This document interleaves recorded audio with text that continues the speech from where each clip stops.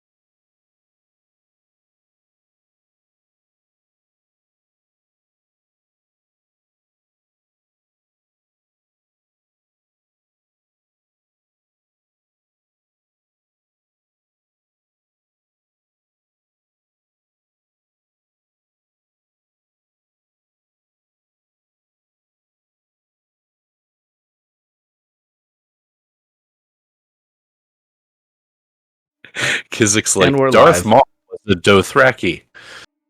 Hello and welcome in. It's Saturday Night Florida Green.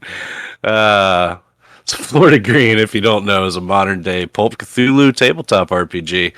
I'm Ghost, keeper of arcade lore, and I'm joined by my very talented friends, Archon, Kizik, and Allie. Say hi, everyone. Kizik dropped. I was about Hi, to say, everyone. not Kizik. Kizik is like, not fuck this noise. I'm not going to be here. There we go. He's back. Oh, there, he's back now. He said, can't- BRB, gotta go do some math. He didn't like my Darth Maul comment. He might have been trying to go out and do the sound check and hit the wrong button or something. Ah, yeah. He's got a mute for that. And, you know, the mute and the hang up button, they're like side by side. So, That's why I don't mute. And sometimes I don't hang up. Just looking for deafen and disconnect. And deafen is a headphone. Disconnect is a old school telephone. Yep. Speaking of old school, I kind of like prepped you guys. If you could reach back into your memories of watching that heavy box TV between mouthfuls of sugar on a spoon, what was your favorite childhood TV show? It doesn't have to be a TV show. I had like 2 channels growing up that showed kids shows on Saturday mornings in the early 90s. Didn't have Nickelodeon because, yeah, that didn't exist then. It was the WB and Fox Kids at my house. So I got Pinky and the Brain and Scooby-Doo and Captain Planet. And then, like, of course, Pokemon, Digimon, and Yu-Gi-Oh! But the thing that drove me the most was Teenage Mutant Ninja Turtles. Did you guys watch some TMNT back in the day? I did not, actually. No? You weren't a turtle fan? No. And I was My the right brother genre watched for it. Because I was a late... Well, it depends on how far back. I'm assuming you're talking about really early childhood. Like single-digit ages. Because, that was all... For me, that was all Scooby-Doo when I could get it. Because that wasn't a guaranteed thing until Cartoon Network came along, which it didn't until I was almost a teenager. And then on local TV, they actually had the Ghostbusters cartoon, which I don't remember any episodes but I do remember that I used to get really excited about it. So, no idea if it was any good.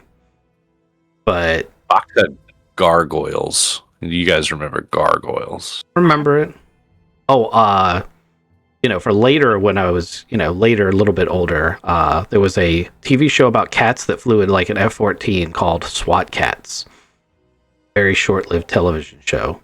And my little geeky fandom that loved cats and loved F-14s was, I was all about that shit. Did they have like big cat names like Tiger and Puma and stuff? Or what were their flight names? Can't remember. Okay. It actually is on Amazon and you can buy it. And I've considered going back. So I did that with Thundercats, which I didn't get into Thundercats and Gundam Wing and the anime stuff until basically until Toonami came to Cartoon Network once again, which was in my teenage years. But going back and watching Thundercats is a little painful. Like, it's very nostalgic, but Jesus, it's not as great as you remember it. Yeah, I hear you. I tried to watch Beverly Hills Ninja today, and I couldn't do it. Yeah, I remember watching it when I was a kid, though, and as campy as it was when I was a kid, it's still it's just as campy now. Mm-hmm. I couldn't get through it. I mean, It's so bad. Some of them hold up better than others. I mean, when I watched The Fifth Element with my son, I was like, this is still a masterpiece. Yes, and my that's son never loved gonna- it. But then we went back and we watched oh crap, what was that other? We couldn't even get through the whole damn thing. Was it Karate Kid? I think it was the original Karate Kid.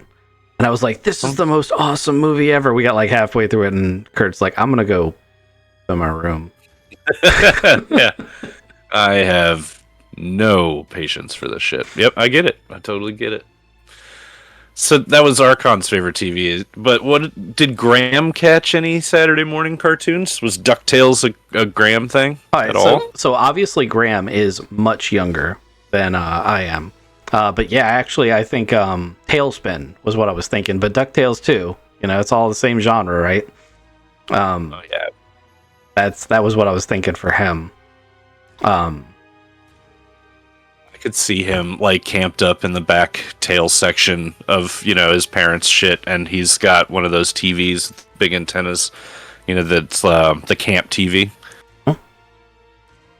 That's how it would have been too, because he grew up on an airfield. So, Allie, what did you watch as a kid? So I didn't get Disney Channel or Cartoon Network until I was 10 years old. So I was a purely Nickelodeon kid. And my favorite show was Rugrats. Love Rugrats, man. Oh man, Rugrats was the shit. But when I did eventually get Cartoon Network, I was big into Scooby-Doo. Yeah. Were you like OG Rugrats to the point where when Tommy had a baby brother, you were like, this show has jumped the shark? Yes. if you knew what Jump the Shark meant at that age, bravo. But also, Tommy got a baby brother around the same time that my second baby cousin was born. So I was like, am I the Angelica? And my parents used to threaten me with, criticizing my behavior by saying I was being like Angelica. Oh, man. Yeah, that puts that show into a completely different perspective. So I always thought that I was more like Chucky. No. Didn't Chucky get a Asian stepsister? He did, yes. Did much after Tommy's brother, Phil. Yes, that was the second feature film release, Rugrats in Paris. I loved the Reptar Wagon, and I think Oh somewhere my god, yes. I have the orange cassette of Rugrats. It was orange. I don't know why the VHSs were orange back then, but just for that. Branding. I didn't watch Rugrats until I was a late teenager. Mostly because my sister was watching it and she was already a teenager, so there was that. But what I thought was amusing was I would watch select episodes of Rugrats and go, Their parents are terrible people. Like, where are their freaking parents? What was the other show where it was the Wild Thornberries, wasn't it? Yeah, I Yes. loved that one too. That was a good one. Smashing. Don't Hello. step on Gavin's favorite show. Is that Gavin's favorite show? I was gonna ask. I had that queued up. Okay, we didn't talk. I've been trying to think of what Stella's favorite show would have been, and I can't see the Swamp Shack having had cable back then. But I do feel like she was able to scrounge up a few VHSs and would have been really into the original Rescuers. Yeah, Oh, that's a good choice. I would have pegged her as a Daria watcher. But I think, yeah, if you didn't have TV, that makes sense. Daria's a good choice, though. Yeah, love I feel Daria. like Fern Gully and the original Rescuers would have been her jam. Yeah, good choices. Fern Gully was awesome. That movie still hits. I don't know Yeah. if you haven't watched it lately. It still hits. Watch that with your Pollution kid. as the monster. Oh, and it's such a good song, and like it's Tim Curry, right? Like you can't beat that voice. Robin Williams is a bat that's been. My name is Betty. Is Betty. The logic is erratic. So, Kizik, did you watch a lot of TV when you were a kid, or?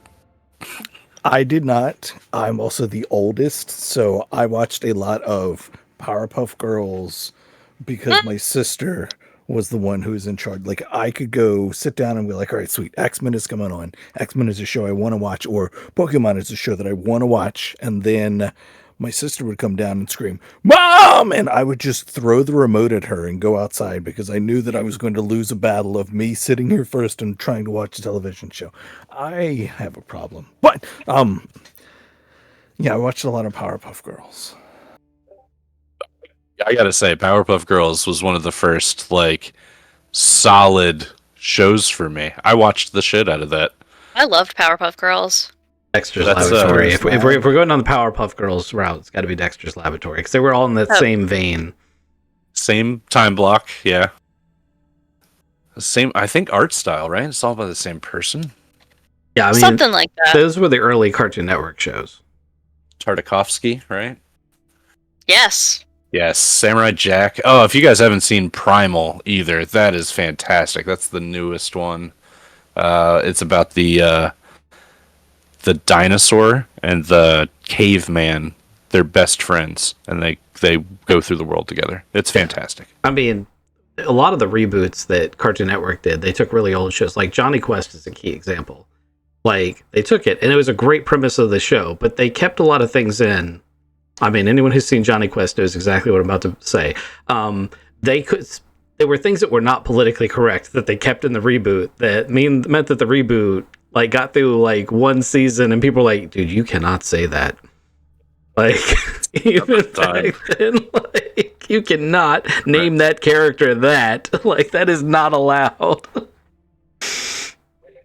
If you're gonna see Primal, it's on Prime, Amazon Prime, and it is not a kid's show at all. Do not watch it around children. It is very violent and bloody and fantastic. There is no, I think at least in the first season, there's no written words or text or speech or anything. It's great. Anywho, I was gonna bring up Home Improvement because I thought that Gavin Sharp would have been a Home Improvement man. What did Gavin Sharp actually watch? Oh, Gavin loved the old the Wild Thornberries, right? There's a little cartoon guy, and then the little animal-like guy who's walking around going, and the other guy, he just loved them critters so much, and he really like instilled a sense of love for the outdoors. That was also Tim Curry. Nigel Thornberry's Tim Curry. Yep. Oh, God. I love Tim Curry. And Donnie is the kid, the crazy kid in that. Oh, man. Yep. It's such good stuff. There was a show called Rocket Power too. We are riders. Yep. I may What about be Codename familiar. Kids Next Door? Okay. Anyway, we could go all night about old shows. Oh God, what was that show David brought up last time? That was some rollerblading sharks or gators or something. Street Sharks. Street Sharks. Yeah. Street Sharks. David has gotten his entire D&D character street sharked. Sharted. Street sharted. He's street sharked. Yeah, other than rollerblades, I think he's got the street shark thing down pat. Let's roll into a luck refresh. These are the Pulp Cthulhu mechanics for luck refresh. So everybody roll that D100 percentile dice. You're going to compare that to your current luck. And then if that roll is higher than your current luck, you add 2d10 plus 10 points to your luck score. Pulp Cthulhu is awesome like that. We really want to burn some luck points. Allie got a 42. Kizik rolled a 3. So Kizik, if that roll is equal to or lower than your current luck score, you only add 1d10 plus 5. Unless you're lucky. Unless you're lucky. I'm going to have to use an old sheet because I don't have my current sheet here with me. Is everybody okay with that? I'm okay with that. It's a bit of a bummer. You're telling me. The cloud has failed. Ugh. You think it's going to be there forever. Also, I forgot my hard drive. Aren't they usually contained within... Never mind. It doesn't matter. I forgot my external hard drive where I carry my character sheets back and forth and also my sim stuff. So we're just raw dogging Pulp Cthulhu tonight. You brought the dog, left the hard drive. Correct. There's only so many things I can remember. That's fine. It's like the dog is much more important, I think. Yeah, if there was anything going to be left sitting on my desk, the external hard drive is definitely the better choice. Right. So our recap tonight is going to be like one of those vignettes, and I need your help with this. So it's previously on Florida Green. In Lima, you were contacted by Madame Frost, the ancient ghoul queen, who asked you guys to rescue her old ally, Thaddeus Thorne, a scientist hiding in a secret bunker beneath Isla Humel. Humel? I keep saying that wrong. But it's in Argentina. The island was under siege by the Covenant of the Unbound Cultists, and the players infiltrated the island and used the password to the bunker. Remember what the password was, Kizik? It's Toofler. Toofler. You did remember. That's a player point. You get one. Toofler, to gain access to Thaddeus Thorne and his best friend Gorilla Dave. So you guys have taken out a couple of these cultists now, and you've got some names for these guys. One of them is Kevin, of course. The other one is Manuel Corcoba. Then you've got a Levi Strauss. You've got a Mormont Nicobar. You have a David Wong, and you have a Sydney Sarpa. And you guys picked up the scientist, Thaddeus Thorne, and his best mate, Gorilla Dave, and you brought him back home. Well, at least to Tampa, Florida, where the vault, Silas Kincaid's vault, is under the Samuel L. Davis cigar factory. So many names, so many things. But you're back home now after your trip to Peru and Argentina. And what do you guys want to do? We're going to start with some just chill downtime. I kind of want to get back into the RP flavor, right? So what would Graham, Gavin, and Stella like to get done while in town? Let's start with Gavin. Oh, we made it back to Tampa. That's where that's where the vault is. I think we gotta knock over one of those real rare things. Kevin's got a place where he can come back out of, and is a big threat to the world right now. So, I'm sure Graham's right beside me as we're walking down with a fire and sledgehammers, and we're gonna try to kick over Kevin's vending machine. We got the guy who designed him. I'm pretty sure he's got a key that just cuts it off. But we can use the hammer if you really want. Yeah, it's right here. That's the key. It'll turn it off. I'm just saying, they are the artifacts we're supposed to be protecting. The vending machines are? They are artifacts. Okay. So if we can cut them off without breaking them. Absolutely. You guys can absolutely do that. So what I'm trying to do and struggling to do is bring up the Samuel L. Davis Cigar Factory. That's this thing right here. So we'll zoom in our camera and we'll come in on the Samuel L. Davis Cigar Factory, and then underneath is the vault, which we're going to build out. It's our Warehouse 13 style vault. I do love this vault. I like the idea of you guys office spacing this vending machine like it's the printer. Die, motherfucker, die, motherfucker. And you just like slamming on it with baseball bats. I mean, I feel like we walk down there with the key, and I'm like, if this doesn't work, if it has like the least blink of it not working, like he's got the sledgehammer. I've got a chainsaw. Oh, I got a new Thorn Technologies Gavet 4. That's a electronic pizza cutter looking thing. Oh, that's right. Sure that'll cut. Yeah. So, do you bring your new buddy Thaddeus Thorne into the vault? I believe that was the plan. I will confer with the group, but I do believe that was the idea. You gotta keep him safe. That's where he's safe. These maybe chairs aren't coming in for me. Oh, it's the fancy chairs. They are broken. Can you try to reload them? Or they're not working for everybody? Disappear. I can see him. Nope, not working for me. That's okay. How about this couch? You see this couch? Sure is. That couch works fine. Oh, I do see that couch. Now there's a red couch there. All right, so you bring Thaddeus Thorne, Dr. Thaddeus Thorne, the German scientist, to the vault, and he comes down with his buddy Dave, the gorilla. Of course, Dave would say something like, "Oh my," as he reaches the bottom of the steps and looks around. "This place is enormous. I would hate to have to clean this up." Yeah, you should see what it looks like after the expansion joints engage.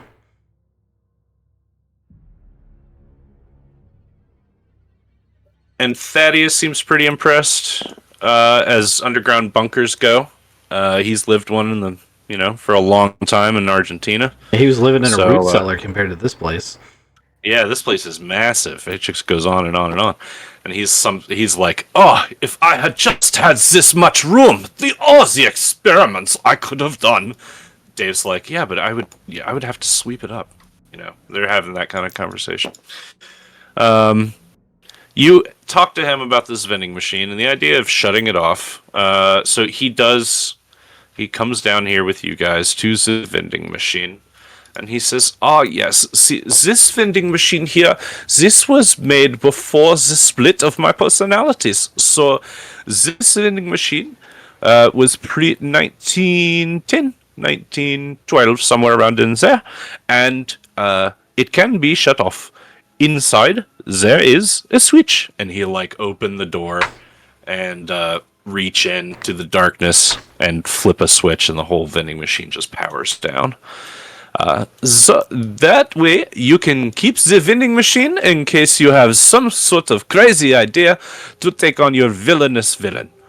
Hey, Thaddeus, can we roll back a minute to when you said before your personalities split? Can you tell me what you mean by your personalities split? Oh, sure thing. He goes over to this box right here, the Thorn Technologies collection, and he points in it, and he goes, That "Yeah, box doesn't exist. It's Oh my goodness, this fucking... Oh my god. Oh my god. Still no? That's okay. Nope. And the collection thing on top. We will have to sit down one day and just go through. Just be like, this no longer works. So. I mean, I have pretty good luck with just making sure the mod caching thing is off, but yours seems to be behaving differently. Yeah, mine is off. That is okay. He points at this and he says, yeah, most of this stuff was made by me. Well, the other versions of me. We went our separate ways after the last war, and maybe I could help track the others down for you. I know that Dr. Cicero Thorne is probably in Europe. He's still in Europe. Dr. Razor Thorne, he's probably in North America somewhere. And Isaac So Greatest... these aren't your brothers. These are your other split personalities. Oh, yeah. We knew that our brains was too much for one body to handle, so we split. And the other personalities are might crazier than me, yeah? Holy crap. That's very interesting. Gavin's trying to sneak behind him and look to see if his brain is whole in his little brain dish. Yeah, it's not. It's the frontal lobe, more or less. But like the back end of his brain, there are chunks just surgically removed. So, Thaddeus, who did the surgery? If it was your brain. Yeah, we did, yeah. You did You it to did surgery on yourself? yourself? Oh, on your brain? Yeah. It was not this hard. Okay. Learning new things. It takes a very special brain. Every bit of it must be 100% on board to this idea of splitting, and then it can be done.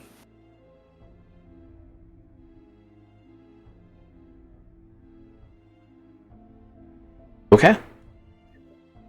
Yeah? So, do you have any questions about these collections? There are many items in here.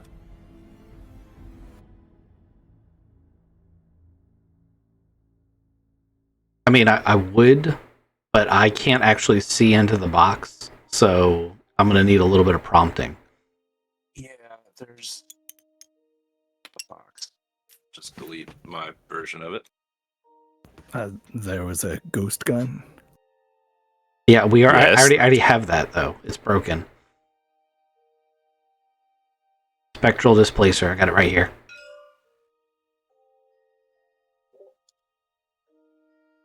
Hold on, I've got more. I'm trying to find it.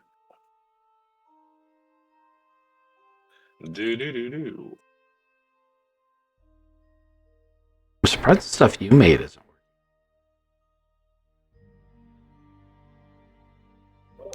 You see the things that I make?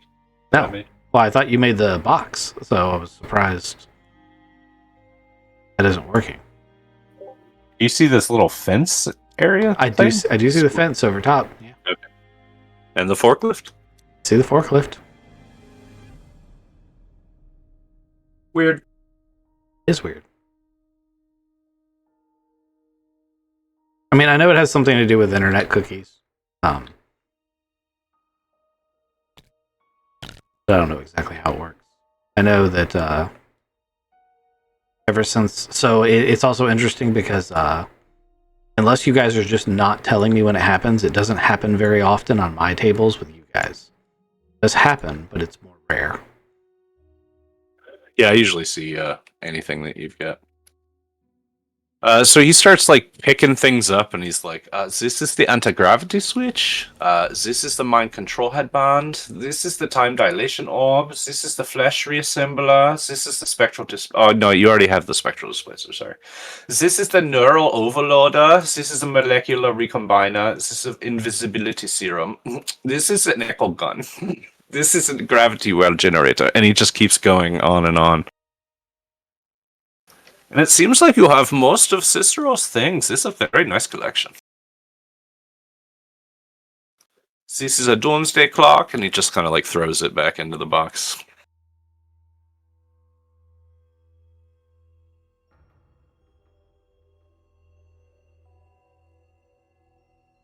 These here are plasma gauntlets. You have quite a nice collection here.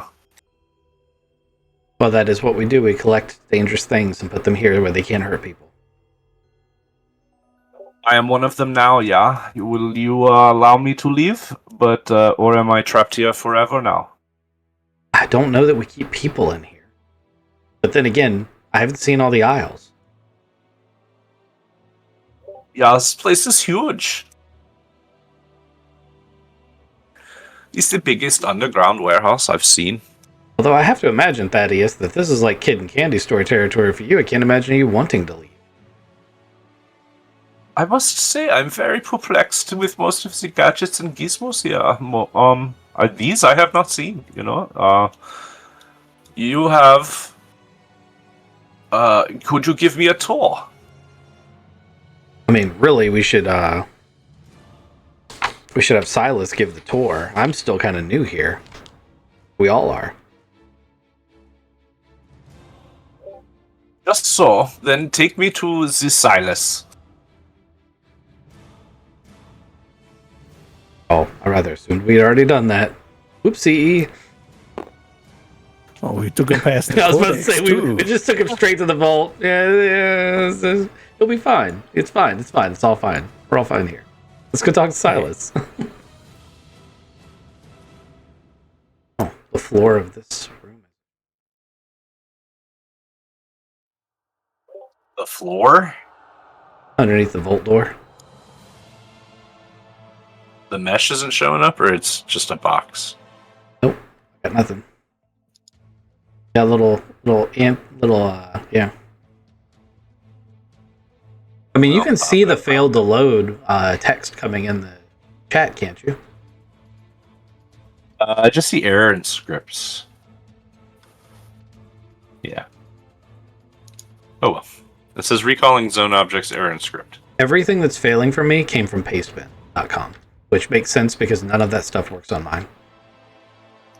Ah, okay. That'll help me narrow things down.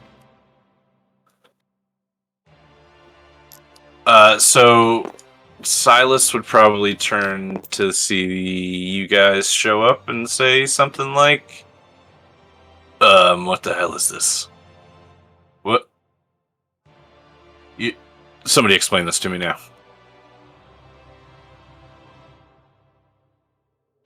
Gavin, take it away. Yeah, sorry there, Silas. This is Dr. Thorn. We saved him from a bunch of cultists. There's a whole bunch of vending machines, like the Kevin vending machine. I think we're up to 6 of them. We killed a bunch of them. They were attacking his hidden underground bunker. He's real smart. The gorilla's also pretty nice. Don't shoot it with a shotgun. And you all should get to know each other. So Silas, this is Dr. Thaddeus Thorne. Silas, this is Dave the Gorilla. I don't know if that's his last name or not. Sorry, Mr. the Gorilla.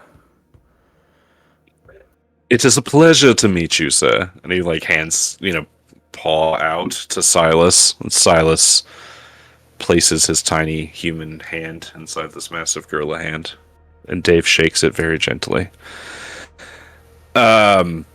Silas puts his hands on his head, kind of runs his fingers through his hair, thinking with his eyes closed for a second. Because I kind of had a feeling in the very beginning when I brought you 3 into the vault that situations like this may arise. So I'm okay as long as you guys are okay with this decision. Oh man, I thought you were about to tell us about a people vault you got somewhere else, and we was gonna have a different conversation. Oh, Alligator Alcatraz? No, we don't put anybody there. That's awful. All right, that's it. Um, Dr. Thaddeus is real smart. Dave is concerned about having to clean all of this. We can still show him around. I think they'd probably be helpful. We just taking artifacts away and keeping the world safe. Well, that brings up a point. Do you, if you guys don't mind, because Thaddeus, I can see from your complexion that you don't get out much. We do have the ability to host here in the vault. It's not glamorous, but if you would like a place to rest for a while, we can get those amenities sorted. Yeah. Oh, yes, that sounds great. This is Thaddeus. Dave, you must... Did we pack? Do you have any bags? And Dave's like, no, we left in a hurry. You know this. Thaddeus is like, oh, okay. We must make do. And then you can show us to our rooms then? And Silas is like, okay, fine. Let's head north. And the three of them will trudge out unless you guys have anything else to do.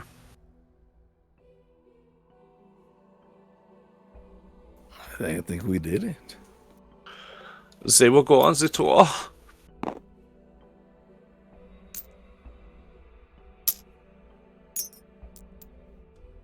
You guys want to do anything else while they're gone? They might be gone for a while.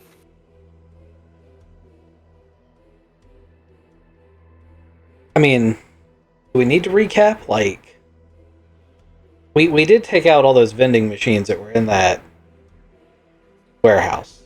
And, like, Kevin should have been taken care of, and yet this cult still exists. So, like, we want to talk about how we think that's happening? Because I gotta be honest with you, I don't think that I, as a player, or Graham, as a character, has a good grasp on how this is happening.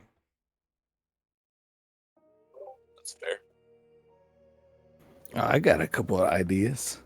So far, I don't know how many very specifically. I don't know if we found the SARPA vending machine and we just turned off the Kevin vending machine. So I think that there's one Kevin out there and one SARPA that can probably come back out there. And SARPA is the money bags, and Kevin's just evil because he killed himself. So maybe, but he's still got, oh man, what are those things called? The big winged guys. Servitor. He's got a bunch of eyeballs. Well, let me ask this question. Unless my notes are wrong, which they might be, we destroyed a Kevin vending machine at that. There's also a Kevin vending machine here. Does that mean there can be a machine? Sorry, you kind of broke up. What was your question? Unless my notes are wrong, there was a Kevin vending machine at the warehouse. There was also a Kevin vending machine here. Does that mean there can be more than one vending machine? Correct. That is true. There was one in Lima and one here, so there can be more than one. But we may not have gotten them all. That is also a correct assumption. You got all the ones in Lima. So my follow-up question is going to be, how many of these things are there? And That's a damn good question. yeah. Like, where's the rest of the party sit on how we're going to continue pursuing this? I think we gotta talk to Dr. Thaddeus to give us some kind of homing device to find some of these things. And you got a big old shotgun on your plane. We gotta go destroy a bunch of vending machines. Or no, he told us how to turn them off.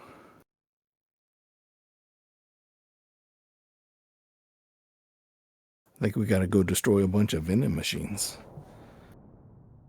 You think his other personalities are building vending machines? Or do you That's think... a good question. Can he build them, or is he recycling existing ones? 'Cause I have a note, and I have a distinct memory of Dr. Thaddeus saying that the reason he wanted him was to build more vending machines.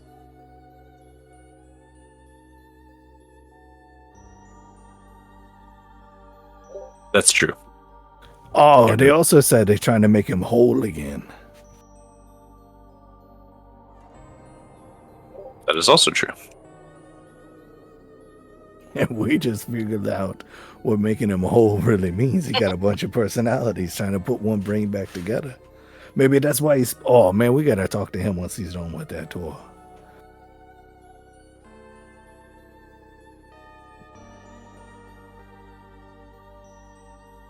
Stella, what's your take? I don't want to be accused of not letting you talk no more. I'm really confused, so that's why I haven't piped up. We gotta put it back together? We don't want to do that. That's what Kevin Colt wants to do. Okay. Ugh.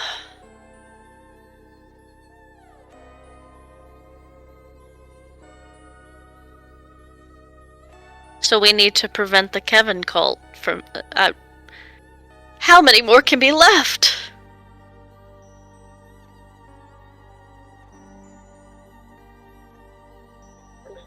Let's assume that there's a vending machine out there for the 6 of them.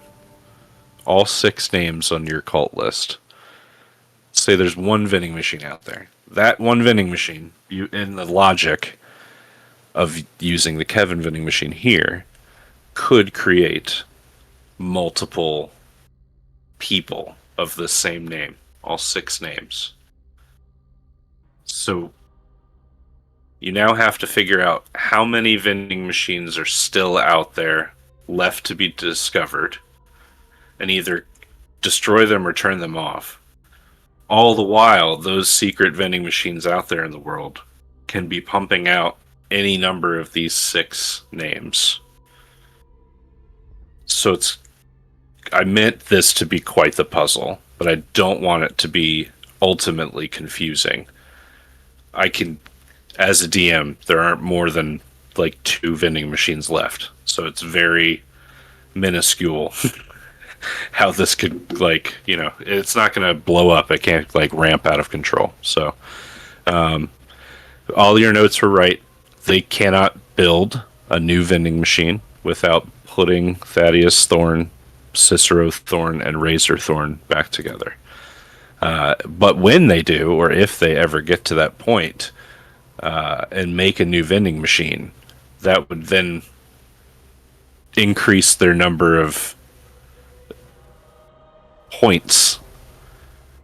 Because I think that there's still a question of whether or not it's a teleporter, or whether it's a generator, or whether it's whatever the fuck it is. And I don't want to give that away either. So, I know that there's a bunch of questions, but I don't want to give everything away. Well, also, we don't know how many are left. We as Correct. the characters don't know how many are left. So Graham would say to Stella and Gavin, because we're sitting here brainstorming this while the tours are going on, we're basically recapping. Hey, how's this for a tactic? Because we don't have any clue where the vending machines are, but we do know what the bad guys need to make the vending machines.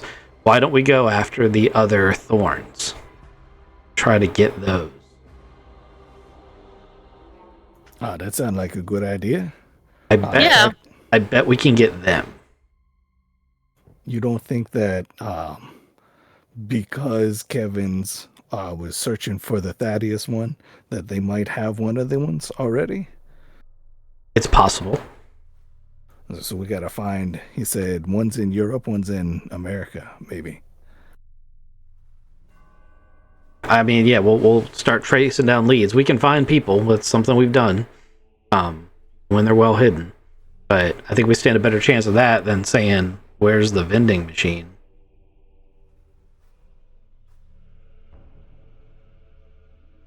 Yeah, to the possibly billions of vending machines out there.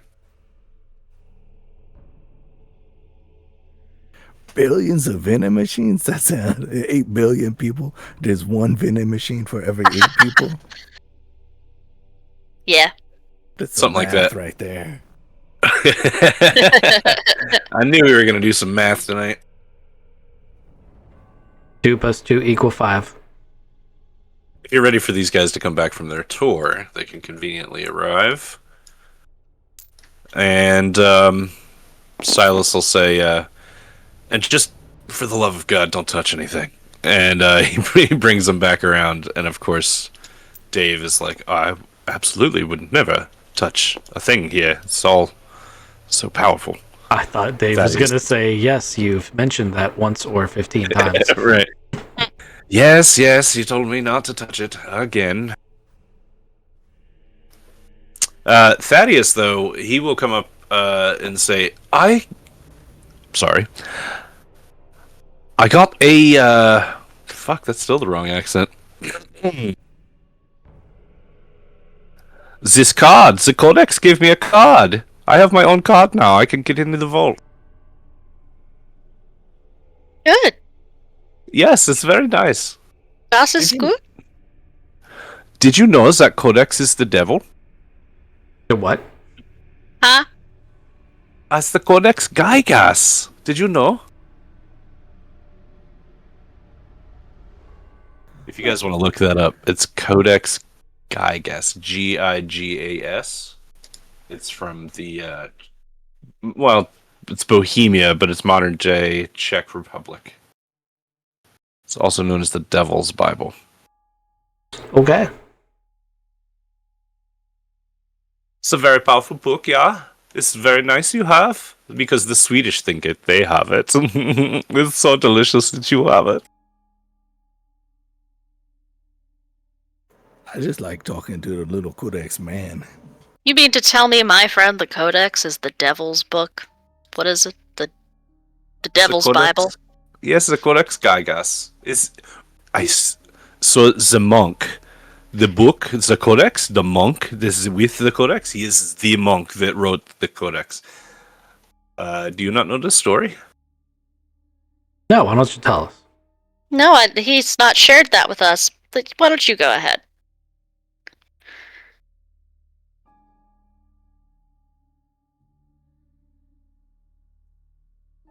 Yeah, sorry. It's a monk made a pact with the devil to complete it in a single night, and it will have all the information, all the knowledge of all mankind. He promised this to his abbey, and of course could not complete it. And as midnight came, he prayed to the devil, and he said, please help me complete this book. So the devil came down and made this book. It is full of all the knowledge of humankind. I think maybe the monk is... I'm getting French, I don't know why. So monk is attached to the book. Peace.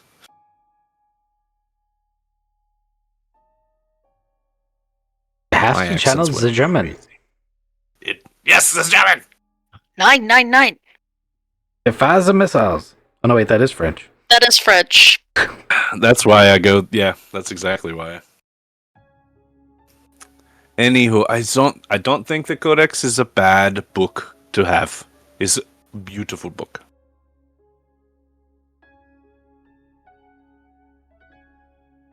But you should know the powers that you are dealing with, yeah?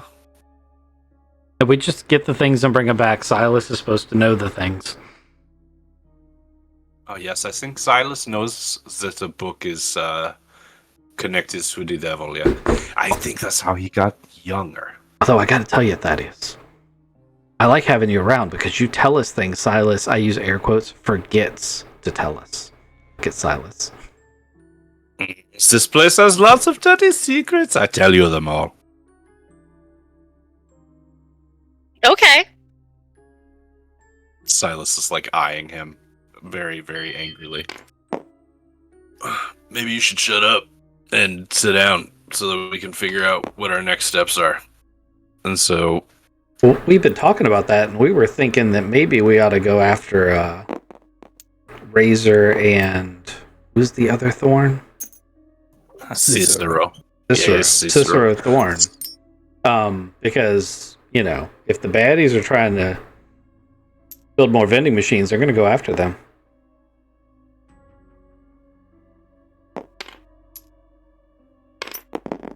My big monkey won't stay up. There you go.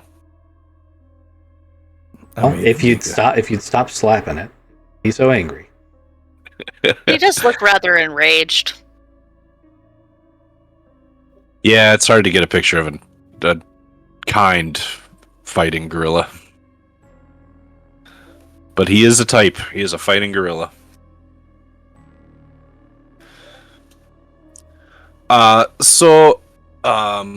It will take me some time, but I might be able to make some sort of scanner device that would, from your airplane, maybe triangulate positions of thorn blood.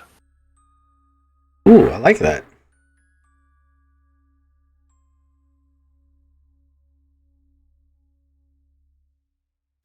Yeah, it's a good idea.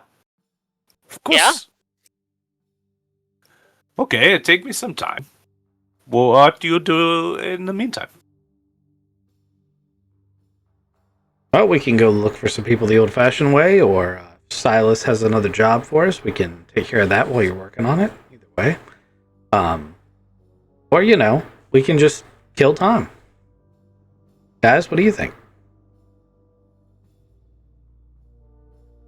I'm trying to remember if we had any other questions for Thorn from Mr. Thaddeus, Dr. Thaddeus. Yeah, doctor, yeah. Do you mind? Did you make the machines? Do you know how they work? The vending machines, yeah? I know 1/3 of how they work. Do the other two versions of you know the other 2/3 of how they work? Yeah, math is simple, yeah. You said you did not want to do the math, but you did the math. Thank you. You know what? I like you.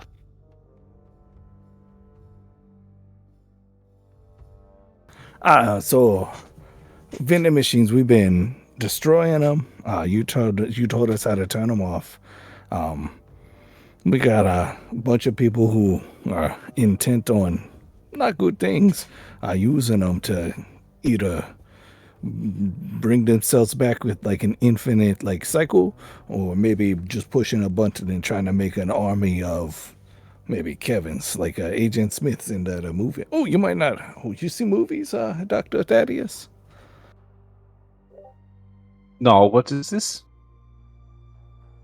No, it's you know. So, you think, with your knowledge about the vending machines, could I take the Kevin one over there and push it about 100,000 times? Would it did it overload and power itself, or well, what would happen if I try to do that? You would get 10,000 Kevins. Well, This hate is that not idea. good. You do not want this. This is too many Kevins. It sounds like one Kevin's. Too many Kevins. I was about to say a non-zero number is too many. I'm glad we're all on the same page here.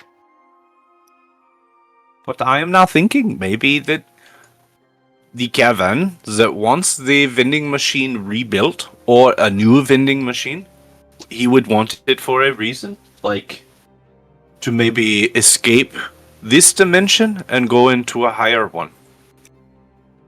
We cannot allow this. Yeah, man. That's why you're here with us right now and not in his clutches. This is good, yeah. But he still may get the other two, Razor and Cicero. It could be real bad.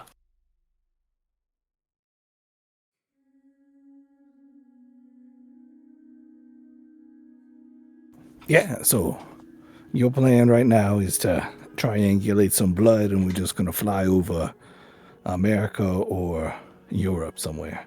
Do you have any other ideas about? They all hiding in some underground cave like you? We thorns we like our bunkers, so probably, but maybe not. Razor also likes submarines, and Cicero he likes planes. None of y'all are trained guys.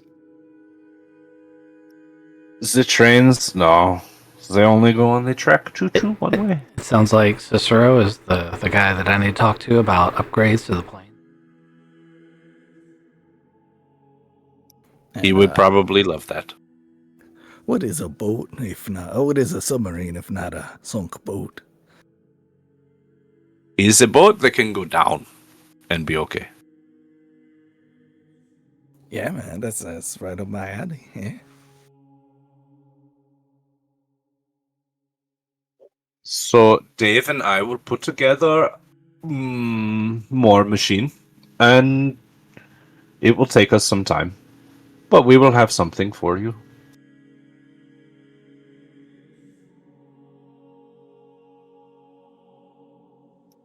Silas looks up from his phone. He's like, I actually do have something here for you if you want it. A little weird. There's a lot of incidents around the Tampa water. It's a sewage treatment plant. And a pizza guy swears his pizzas were stolen by a large human reptile near the sewer.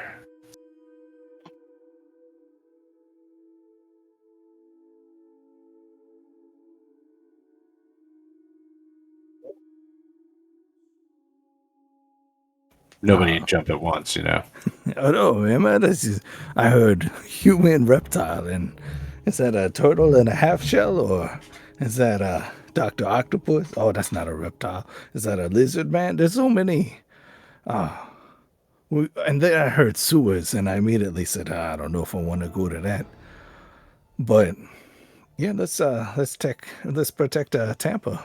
Let's see if we got a lizard man in the sewers. Silas cocked an eyebrow at you. It's like, what are you talking about? A turtle half shell? What? Yeah, that's how you eat a turtle. You flip it over onto its back, and then you make some kind of soup in a bowl. Also, I think I know somewhere that turtles really like pizza. It's okay, Silas. I have no idea what he's talking about half the time. I'm just letting him cook. I hold up my hand for Stella, and we have an epic high five. I don't think you know what that means. Let him cook? Yeah, I got great ideas. I just cooking them up. No, you're doing fine, Stella. It's the other one that I don't think understands the implication.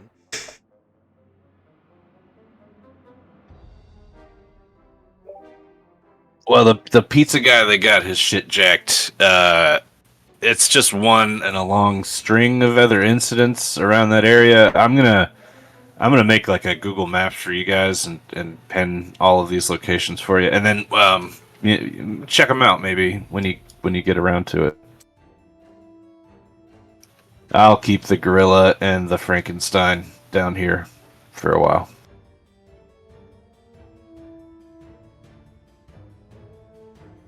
Okay. Okay. All right, sounds good. So it's just a local pizza delivery case, so we can just drive there. We don't have to take any fancy like transportation or anything. Yeah, it's just east.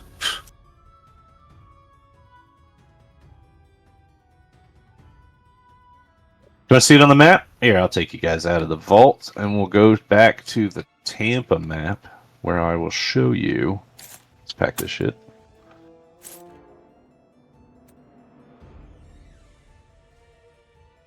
Back to Tampa. We are building this thing. Do. All these orange things. You see these orange pins? Mhm. Okay, those are incidents. Some of them, if you moose over it, some of them will say something like murder. A contractor working downtown snapped and beat his coworker with a wrench after fixing a sewer line. He was muttering about Papa's watching. His boots are covered in strange bile. Another one will say sigils. Sigils of Sathagua drawn in blood have been found around Tampa. And then there's another one that says sores. Different groups of people exhibit bite marks and swollen sores. And they all kind of, cycle around the Tampa water treatment plant. This one is the pizza. A pizza man swears his pizzas were stolen by a large human reptile near the sewers.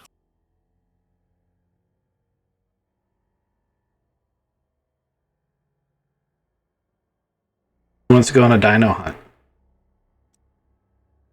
My hand is up real fast.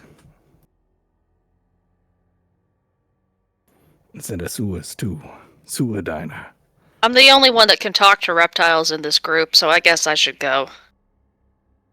Sure, you can talk to him if you want. If you might need a Ouija board.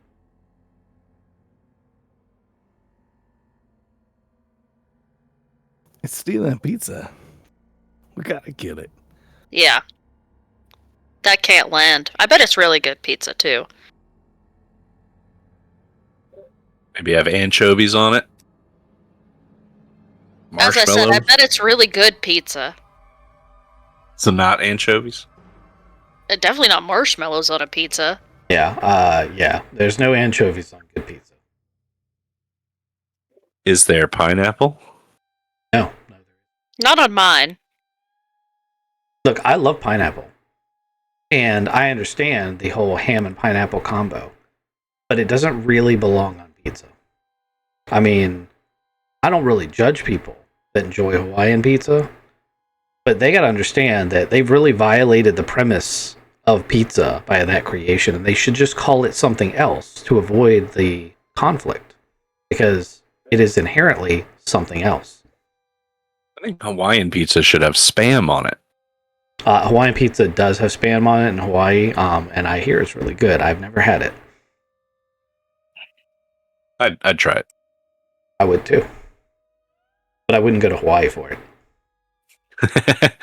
Yeah, that's a tad expensive. All right. I want to give you guys 5 to 10 minutes. You have an unlimited budget and knowledge that you're about to go into the sewers of Tampa, Florida. What would you like to bring? We could have a shopping montage.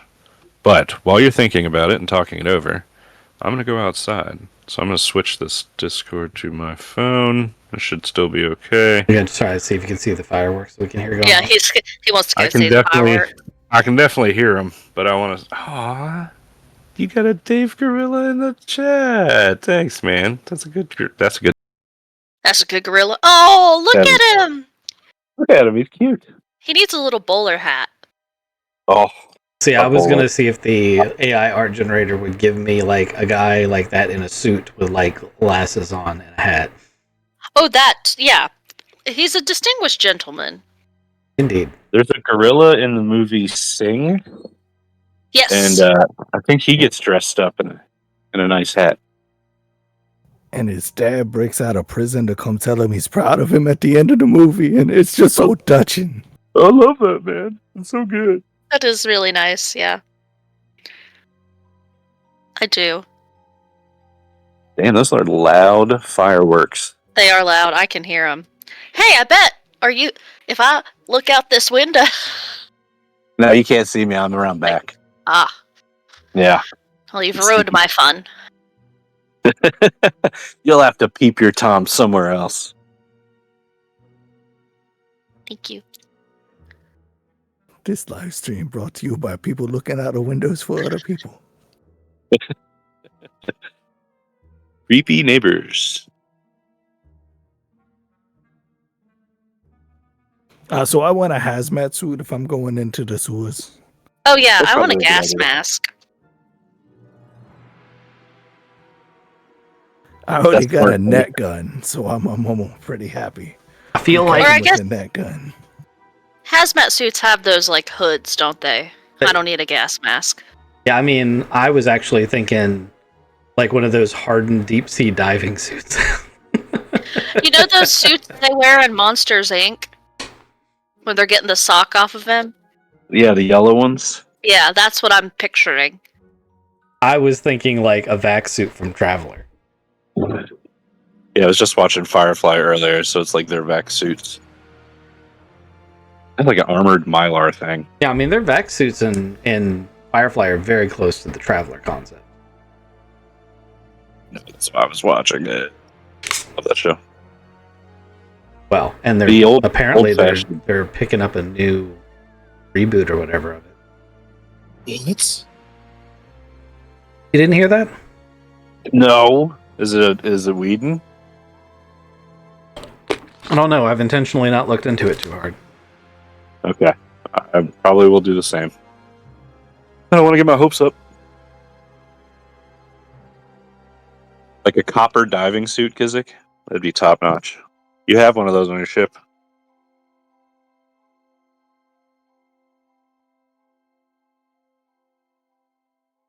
You'll have to run air hoses, though. That's the bummer.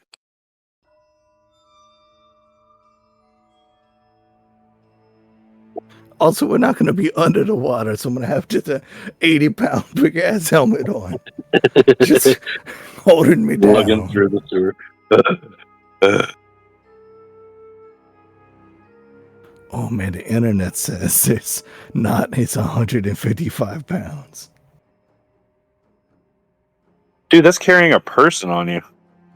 Yeah, you're meant to be held down by it and floated to the bottom of the ocean. Did you see that terrifying video of the lady getting flipped upside down? She was in that helmet, and she leaned too far forward and like came out of it.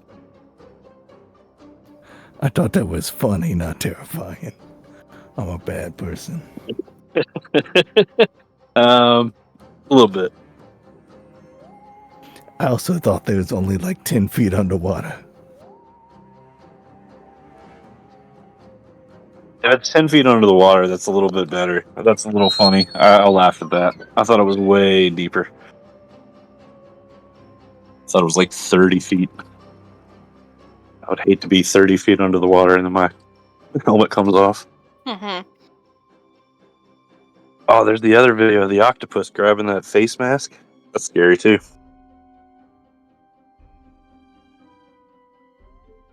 So have we decided what we're going with? Are we going with hazmat or armored hazmat or just a pair of like waders and a respirator? What are we I don't doing? think I can. I don't think I could physically support an old school diving suit, not underwater. Yeah, those are a bit big. I know Mike Rowe in Dirty Jobs, he just got in that white suit. Like the full body painter's outfit. Yeah, Tyvek suit. Yeah. So old Gavin wants one of those, but then he's gonna get some like quarter-inch rubber waders. Oh, your wellies. You gotta have wellies. That's what I just said. I think that it should be like a pair of waders, and respirator and face protection. And Yeah, make sure no nicks, because it's gross under there. I'm not just worried about the gross. I mean, when they're talking about sores and shit on people, I'm guessing these things spit something nasty. I may even want a little bit like, I may want to wear either a piece of chainmail or Kevlar. Kevlar weaves pretty light, so that's probably better. Like a Kevlar stab-proof shirt or something. It's probably a good idea. It's going to be hot as hell, but Graham grew up in Florida, so he's immune to heat, as most Floridians are. Probably a good thing to I like have. that. I think I'll be okay in the heat as a swamp witch. True. So I don't know if you guys have checked all of the incidents, but one of them, the darker orange one up to the north, was the City Crew Massacre, I saw that. where a sewer maintenance team failed to check in, and police found shredded, bloody uniforms and melted flashlights. One cell phone records only dissonant humming and whispers in the dark. The police have really no clue what to do. They don't want to send anybody down. They don't have anybody really equipped for this. But you guys have some ties back to Tampa police, so you might be able to convince them to investigate this and go down, as their inspectors. I don't know. Last time we interacted with police during this campaign, it did not go very well. I think we got a Florida power van. We're going to pull up to a sewer hatch, kick that sucker open, and climb on in. No questions. I like that idea. I like that idea too. Let's do what the Ghostbusters did. Put up some cones. That'll be fine. What does Dan Aykroyd say? It's like something like, "What do you mean this isn't where the low voltage is? The main's over there." And they just start yelling at each other in the street. All right, we can kick a manhole cover over. Get your car parked. We're gonna pack up the Tampa map. And then we're going to go to the sewers. And before I get crazy, build this up. Hopefully it builds right.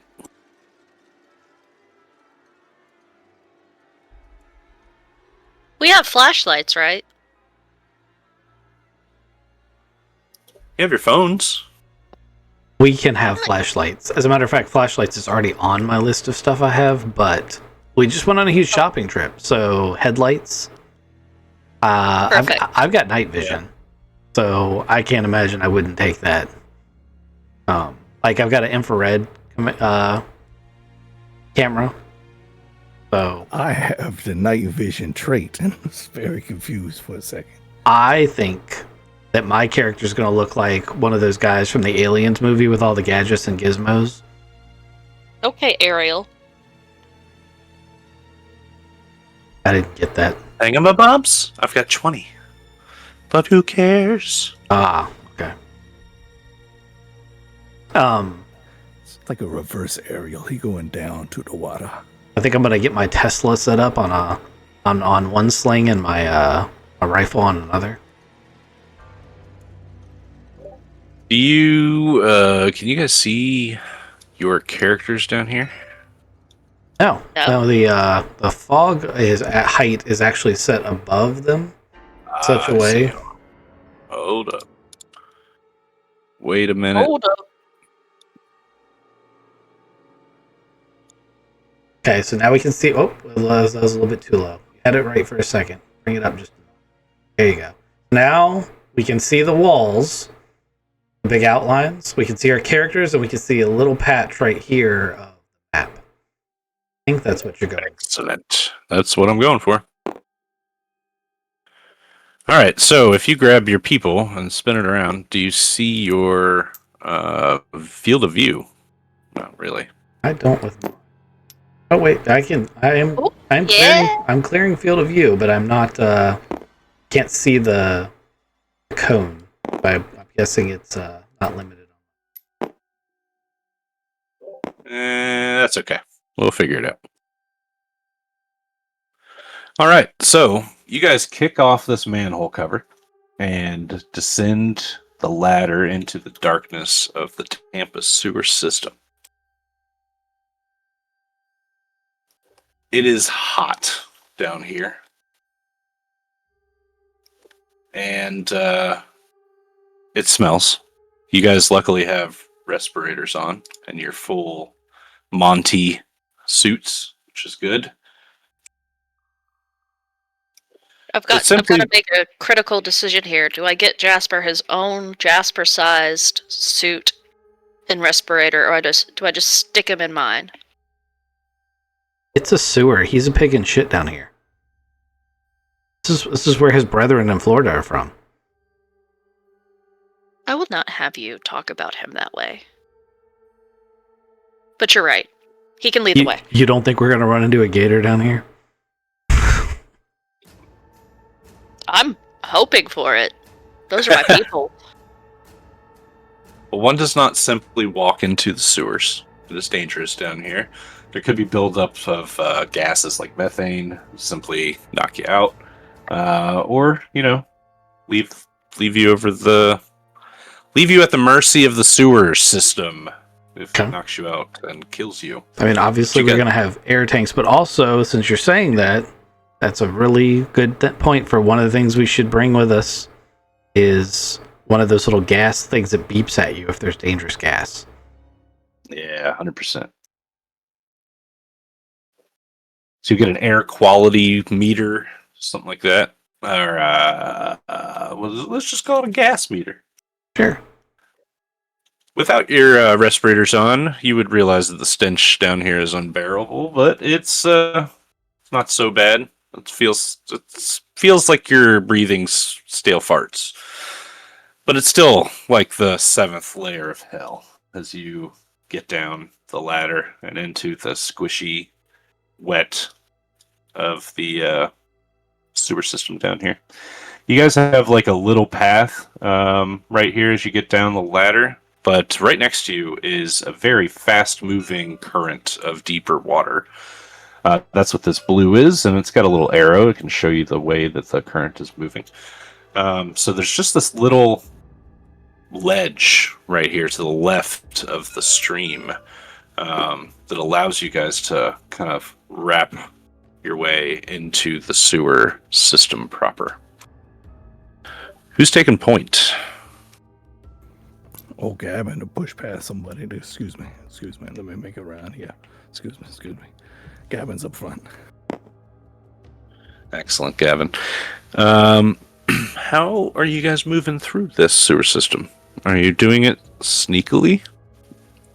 I mean, I'm not making an abundance of noise, but I do have a meter that beeps if there's bad gas, and we're going to have flashlights, and I'm using an infrared camera to sweep back and forth.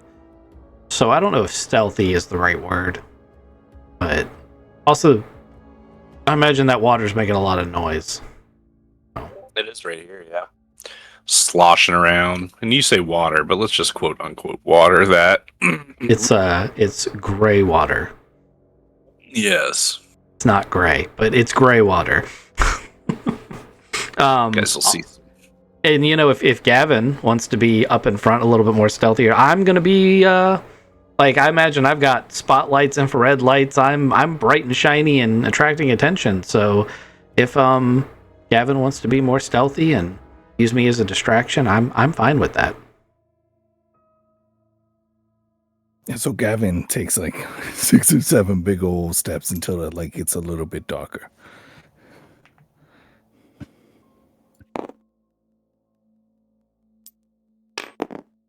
Gavin, give me a look roll.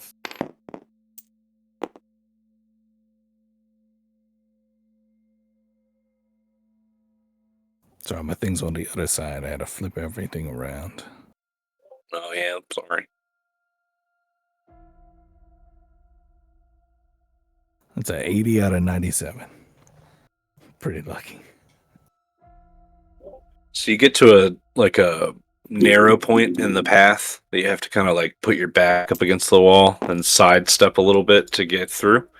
And as your back is leaning up against the wall, you realize the wall that you're leaning on is just cockroaches stuck to the side of the wall. And it's not a pleasant feeling as you're brushing up against them to make your sidestep over, but nothing seems to get into your suit. I want to say one does, and Gavin picks him up like he normally would, looks for a hook and realizes that's not where he is, so we just toss him into the river. Keeps on scooching on along. This huge rat will just eat that thing as it hits the water and swim on. Gavin has his internal thought where he goes, rat fishing in the sewers? Is that? No, nobody else want to do that. Think about the Raticus giganticus, the massive rat that is mythed to live within this sewer system. It's like a Nutra rat mixed with a capybara. No. Says it has many tails and many heads. No one knows what to believe. Deals in secrets. You push past the cockroaches and make your way to your first real left-hand junction. Up ahead here at this segment it looks like an archway. Maybe a door was once here that was like a barred grate, but that steel or iron is long gone. So it doesn't take anything to just kind of push through fell in the sewer. Oh no! The open way. Graham and Stella, give me your luck rolls, please. I too have to go all the way over here. 1 second.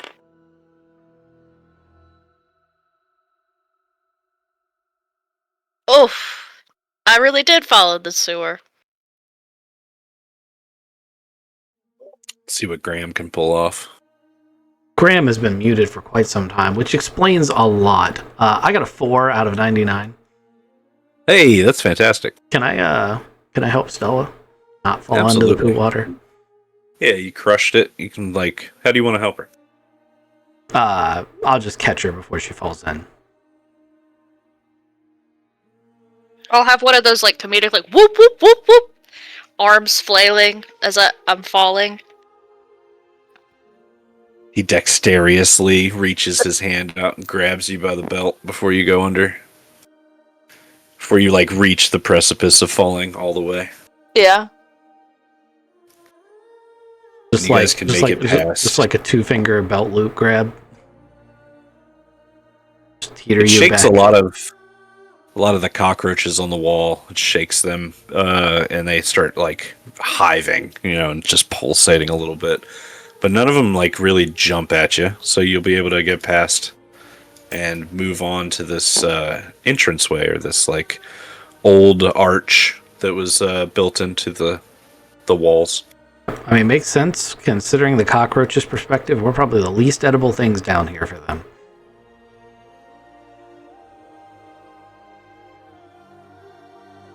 You said there was a bunch of old stones, or not stones, but bars and stuff. Yeah, old wrought iron or cheap steel from way back when. Yeah, so I've been working on that as they was taking their time coming up, and I probably got a good piece kicked out so I can make it through.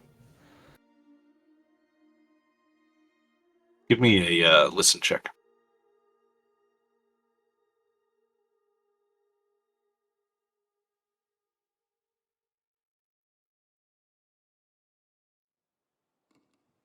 Is that everybody or just Gavin? Yeah, everybody can give me that.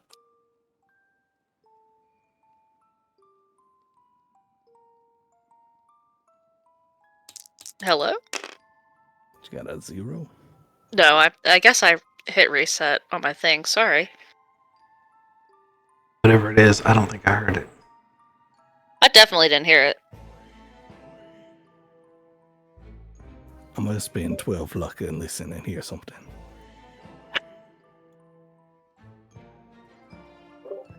So you hear what sounds like seems like a whispered poem coming from a large echoey chamber to your right. And the whispers are like some of them rhyme. It's strange. You could have sworn the guy's voice says yesterday tasted like copper and figs. Something like that. And then you're like, what? That didn't even make any sense. A doorbell rings in my skull at midnight. I hold up a finger to my lips and look back at my two friends, and I go, somebody's whispering up ahead. And they whisper nonsense.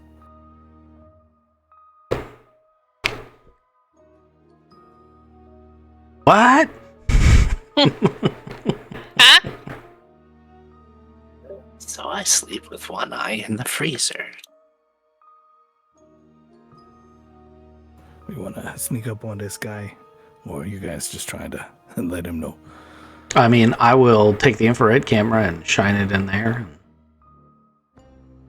see if there's anything to see. The room that you see is about 50 feet long, 15 feet wide, and because it's an infrared camera, it's going to pick up all of the color of the sewers, like one solid blue, right? Like it's all right around. Well, no, it'd be reddish, right? Because it's a little bit hotter. Yeah, I mean, it would scale. Most of it would be pretty cold, except for, I imagine there would be living things that would show up as little red blobs. Yeah, except if they were cold-blooded. I was thinking rats. Yeah. You'd see little rats scurrying around. But right in the middle of this video that you're taking with the scanner, on the screen, you can see like a darker shape sitting on the floor in the middle of that room. So it's colder. It is the same color as the walls. I'll point to it on the screen. At least now we know where something potentially is. We can shine our lights on directly on it when we go in if we want. For all we know, it saw me poking the camera in there.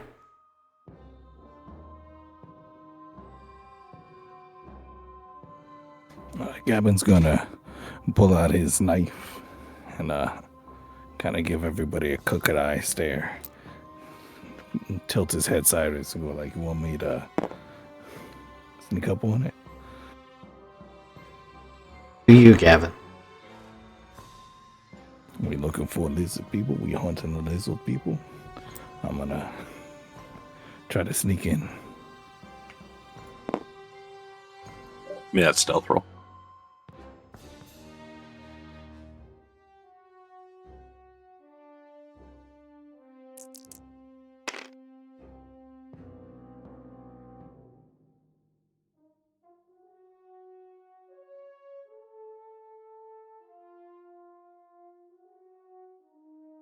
That's a 95 out of 92. Oh no. I did not sneak up on it. You almost did. Then you kicked a can. Yeah, you're creeping up on this thing using these, they're little columns, kind of like in the middle of the floor, go all the way up to the ceiling. So you could use one for cover, try to sneak around, use another one for cover. As you get closer, this thing kind of shows up in front of you because you can see in the dark, right? Like you don't need a flashlight.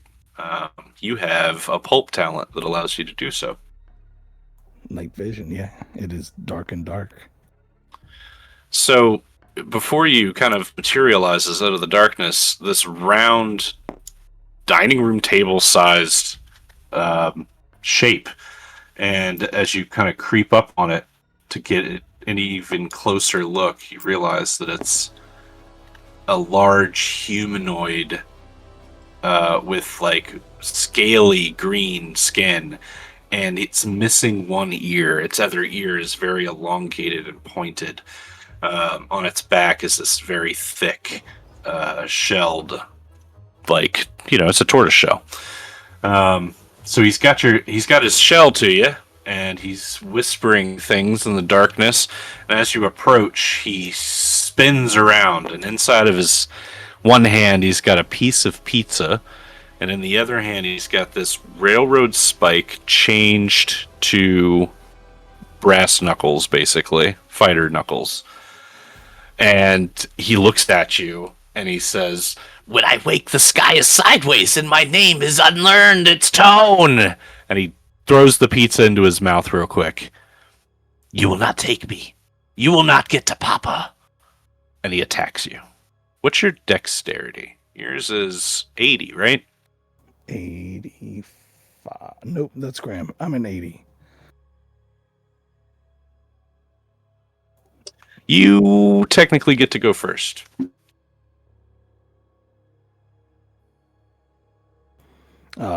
First, I'm going to scream, "Oh shit!" And as he's like swinging his little brass knuckles at me, I'm going to try to hit his hand with my blade.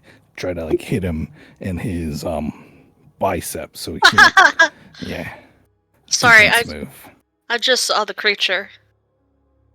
So you're going to fight back. He's going to fight, and you're going to fight back. Yep. All right. I rolled a 13. That is a good success. 56 is not a regular success. Excellent. All right. So his fighting knuckles made out of a railroad tie come in to pierce you in the leg. Get a d6. Hold on. There's a d6. You take 4 plus his damage bonus 2. You're going to take 6 damage there, Kizik. He hit me in the leg.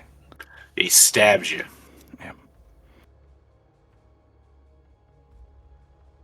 Yeah, I'm going to scream Graham's- out in pain. Graham's just shaking his head. Man, that's a double-barrel shotgun hand cannon. Takes a knife to a fight. Dark tunnel. Doesn't make sense to Graham.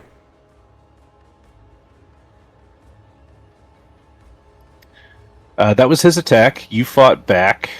Oh, I'm sorry. That was your attack. He fought back and stabbed the shit out He of him. fought back. Stabbed the shit out of you. Do you want to move? I know I've got his knuckle stuck in my leg, right?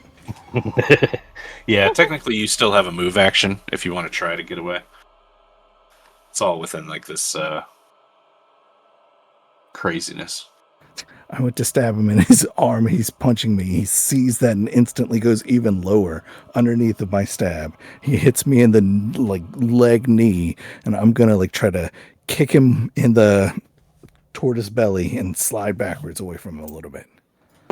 Oh, I like that. All right, so you make some room, get away from him. We're gonna go top of the round with Graham. Well, I started blasting. I'm going to start with the Tesla to see what that does. I realize he's standing in water, but I figure he's far enough away that I'll be okay. Where are you moving to do this? Oh, just maximum. I assumed that when he went in the room, we came around the corner and just didn't go in. So, like, way the hell back here.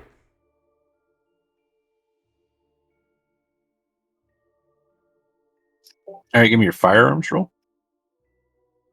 So that's a 47, and my firearms is 78. So that's a regular success.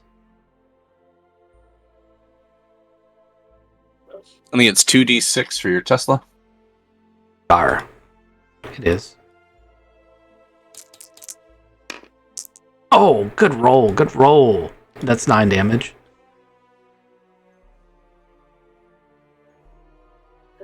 All right, so this arc of electricity reaps out and goes all the way across this room and strikes this adult Ninja Turtle thingamajigger.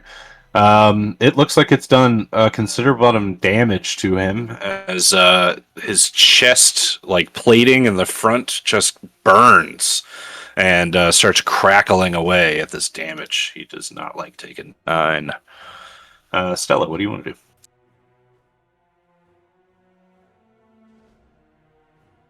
Mm,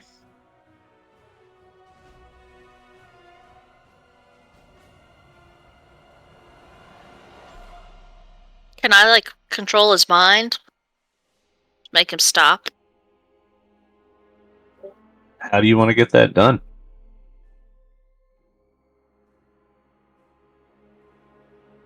Hold on. Let me make sure I say the correct thing here. I think you've got clairvoyant powers. I do. I was gonna say, how does Stella defend herself in the swamp? Has to come up Magic. from time to time, right? Yeah, okay. So how does that magic work? Do you have like lightning from your fingertips, or I put up a lot of like ward spells, shields. I've also got one of those old-fashioned guns that like flares out at the end. A blunderbuss? Yeah, but like the long ones. I feel like her weapon is more of a, it's less of a firearm and more of a magic. It sounds like she's like got a warded weapon. I was just curious because I don't think we've brought it up to this point. I don't think this situation has arose. All three of you need to do damage on something? Yeah, I don't think it's happened yet.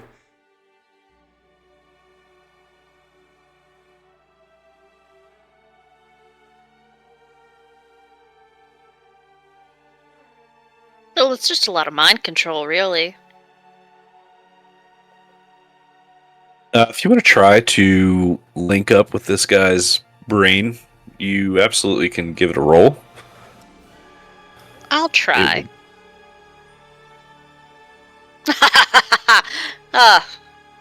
It's a 9 out of 84, so that guy's mine. All right. Where is he? Oh, there he is. I was gonna say maybe you could daze and confuse him, but from the sound of his poetry, maybe you're already dazed and confused. Maybe I can mind control him to start speaking sense. Right? I'm going to send you a message of what you know. Okie dokie. And then why don't you tell me what you want to tell him to do?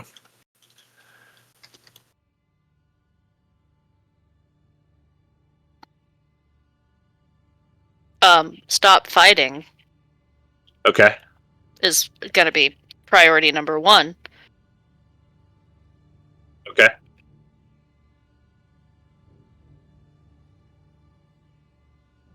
He stops fighting. That is going to happen.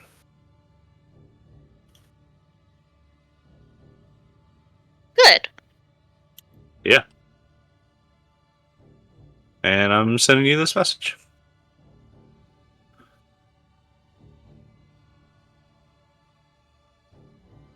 Okay. Still in combat though, so he stops fighting Gavin. So he looks down, look at his smoldering blackened chest plate where the Tesla hit him. Stella hits him with a hypnosis, let's say, and tells him to stop fighting.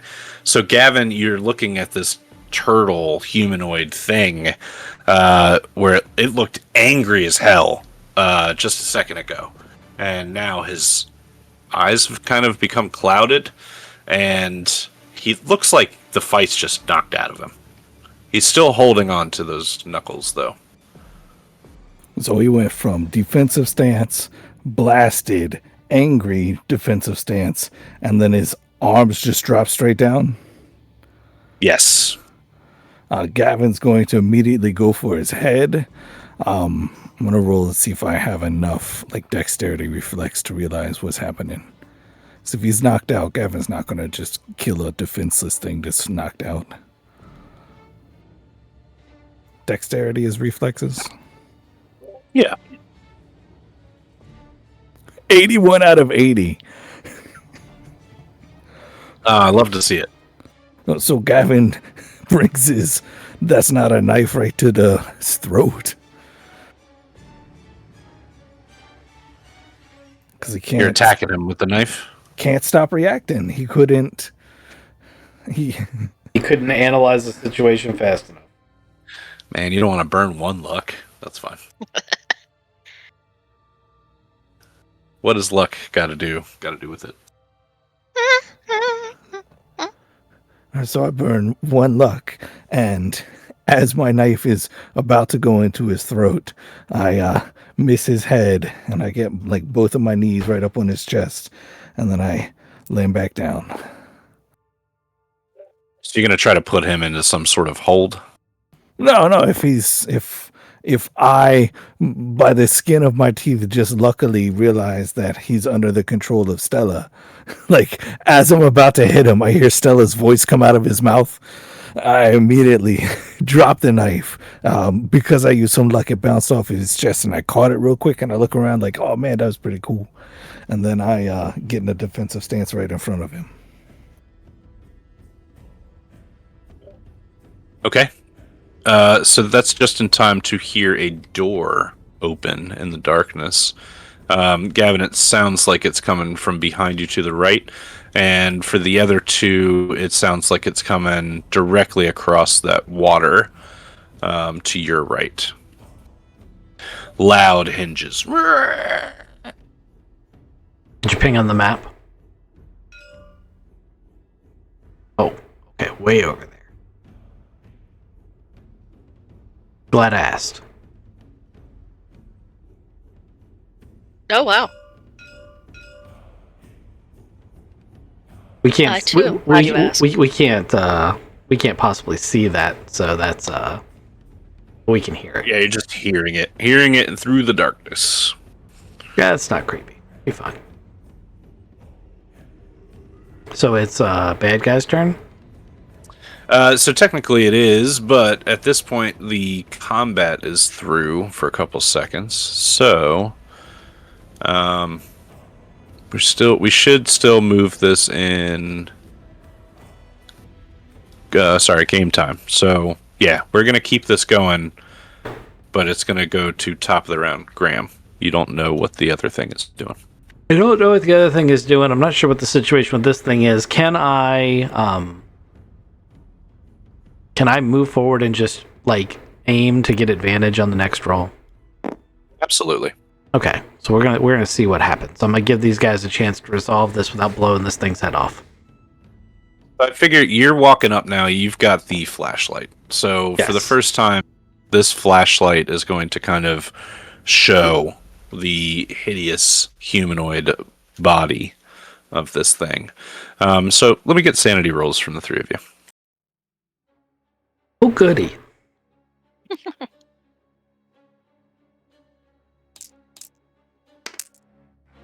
Well, if you get higher, then you failed it, right? Yeah. Okay. I definitely did that. Like, big time. Oh shit! I'm okay. Nice. I'm still angry that it hit my knee. It's that same knee that goat got. How much of a penalty are we taking if we fail? Was it trick me? D4. If you could roll a D4 for me. Got a 3? Oof. Alright, I mean, my sanity was actually pretty decent on my... So, that's not terrible, but 3 points that I lost.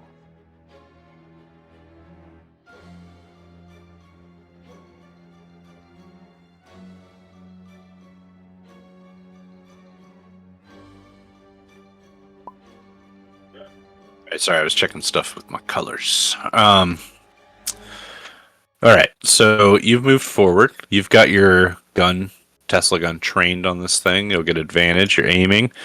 Stella, what would you like to do? You have this thing basically under your thrall and your command. Do you want to move up on it? Give it any other immediate command? I am gonna move up on it. I'm gonna ask it where its brothers are. Deep in the dark with Papa Rat. Okay. Thank you for that straightforward answer.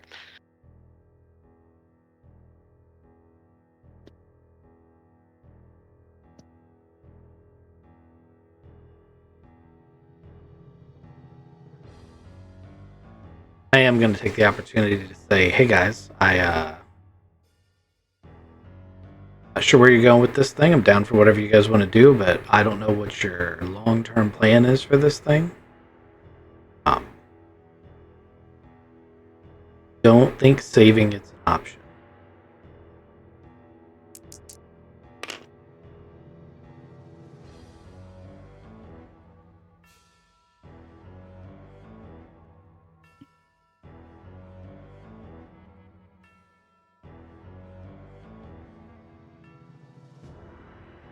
Nothing? Anybody?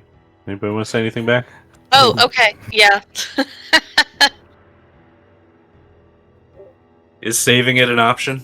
Do you want to keep it alive? You guys are considering these things. When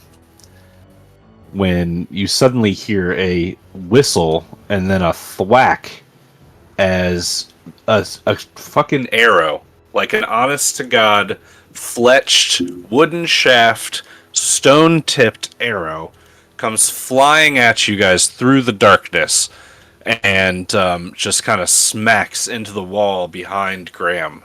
And Graham's like, whew, somebody's shooting fucking arrows at us. It's coming from over here where you saw or heard the door open. And in the darkness, you could like swing your scanner tool around, and you're basically the same kind of distance away. So you're going to see another just like round dinner table sized object that kind of matches the walls. It's over in vaguely this direction. I would like to shine my spotlight over there. Sure thing. See it? Yep. I don't see a thing over there, but I see the map. You don't see that? I do now. Okay, well, let me know when my turn comes back around. I got something for his ass.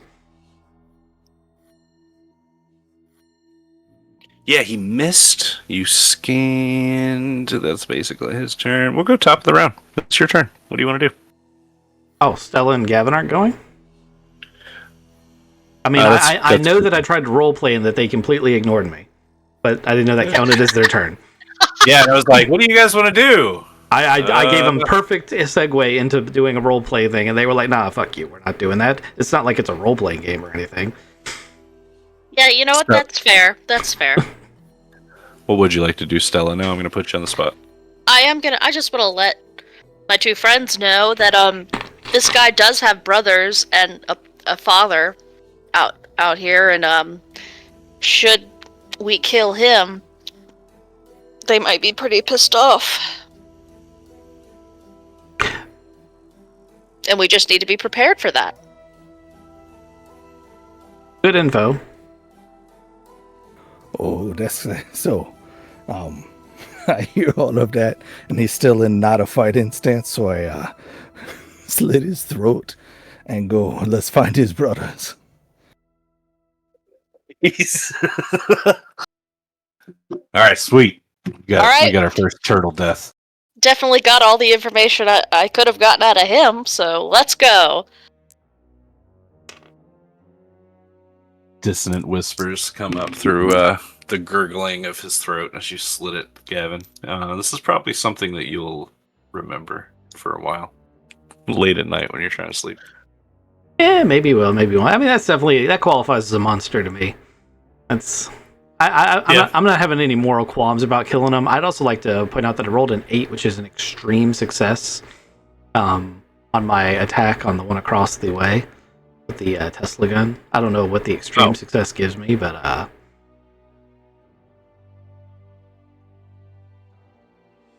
I think it's max damage on the dice.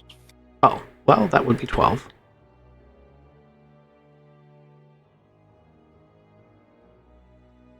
All right, so you hit him, same kind of deal. The lightning arcs across. He's standing in sewer water on top of wet rock, but it seems like it just hits him and just breaks his frontal little turtle chest plate. It singes and pushes him back And as he hits his shell up against the side wall back there, he kind of like slumps down, and out of his, like, I don't know, he's got like a space between his body and his shell. A bunch of like really light green spray paint cans come tumbling out, and he like weakly, starts walking his hand towards one of these spray paint cans. Stella, what do you want to do? Oh god, I don't know. I'm 50-50. Do I let him get the spray paint can, or do I kick it away? I don't know how you You'd have kick to it get away. all the way over there, yeah. You'd have to run. Okay, well, let him get the spray paint can. I'm gonna do nothing. Okay. I don't run. I mean, You could make it all the way there. I was about to say that's. Well, I didn't think she could make it there because you'd have to like hop over the water. You know what? Yeah. I'm also concerned about you being in close quarters, but that's fine. I wouldn't have time to voice that concern in this scenario. Could I? No, I couldn't. Well, geez, ask. I mean, you could. Could I use my powers to? No. Yeah. I was thinking like Snow White of the Swamp, where you like summon the rats to come help or something. Ah! Oh, that'd be fun. I was gonna say, could I I can't think of what it is, but like grab the spray paint can and bring it to myself telekinetically. Man, you want to like force pull this thing towards you? Sorry, I'm a nerd. Yeah, telekinetically pull that spray paint can towards you. Do you have telekinesis? What powers do you have? I don't not have it. Technically, she has Well, I guess that's a good point. clairvoyance and hypnosis are technically. I do think telekinesis is its own special brand of bullshit in that book. Not to say you couldn't get it, but I don't think you have it at the moment. Okay, well, let him huff the paint. Screw it. You could definitely, we'll say, double move each square here. This is all nominal space anyway. I was just trying to show the fucking sewer. Let's say each square here is 5 feet, so that's 5, 10, 15, 20, 25, 30. That's within, you could run 30 feet in 6 seconds. I've seen people do that. And then kick the guy. You could definitely do that too. It's all up in the air. So if each square is 5 feet, this is a 5-foot jump across the... Yeah. Okay. So I would have to run around. Well, let's give it a try. I'm going to try and run for the paint. Awesome. Can you give me a dex roll just because it's slippery and stone and all of that stuff? I can. Good news. It's slippery when wet. I got a 40 out of 80. Hey! I got those grippy shoes on. You got And they grippy light up. shoes? They light up. So yeah, you can kick it out of his hand easily. He looks real fucked up. There's probably blood coming out of his mouth now that you're over here closer to him. You can see it. Looks like there's like a gaping chest wound. His lung has collapsed. He's just sitting there, slumped over on Taking in the a ground. lot of detail. Yeah, I I'm like just it. letting you know. You kick the can away from him, and it kind of goes skittering out into the darkness. Ding, ding, ding, ding, ding, ding. Because it's a spray paint can. Gavin, what do you want to do? I'm gonna give me another turtle. Watch my friend run over. I'm gonna make sure she's okay. He got you, and I got boots on. And he's laying down with his face down. Yeah, sure. Is he shell up or shell down? I was thinking he's sitting on his butt with his shell back against the wall back here. Okay, so I can. Yeah. So instead of stomping on the back of his skull, if he was laying down, he's leaning with his head against the back of a stone wall. This is here is Sparta style, and try to kick his head through that wall. All right, give me your fighting brawl roll. It's a poor choice of choosing that one. Oh my shit! I pull a hammy. Stub your It's toe on way the wall. way too high. I thought he was shorter.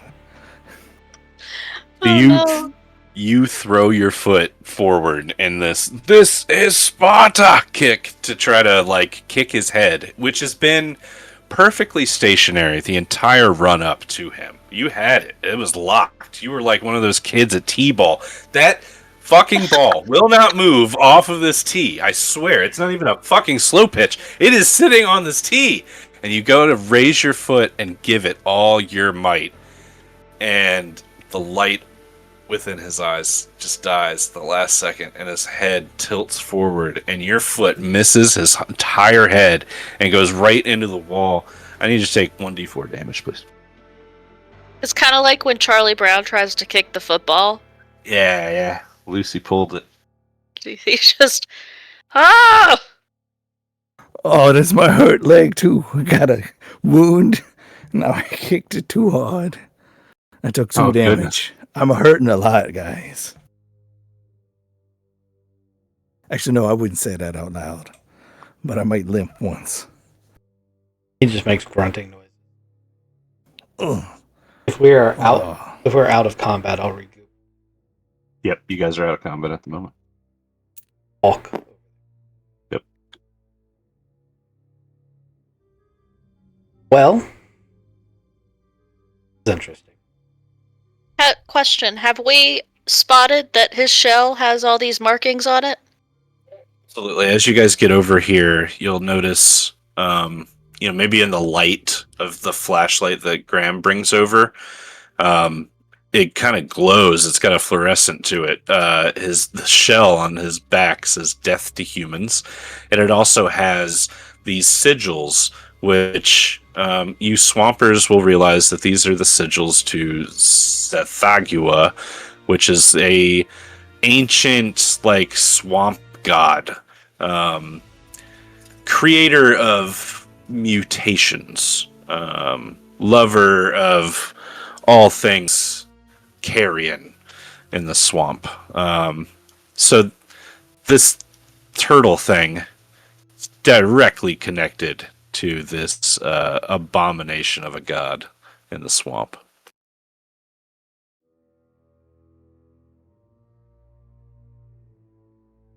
You'll see these sigils, yeah. Stella, you recognize those special letters? Yeah, they are the sigils for. I heard it. It did not.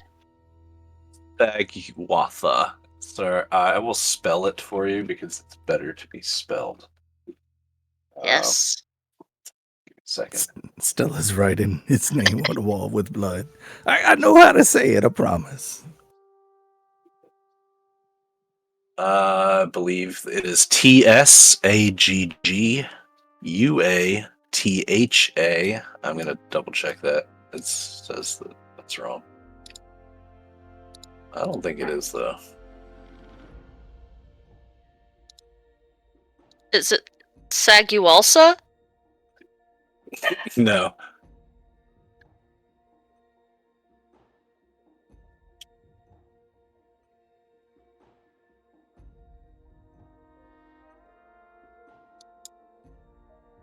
Oh my gosh, I'll just find it.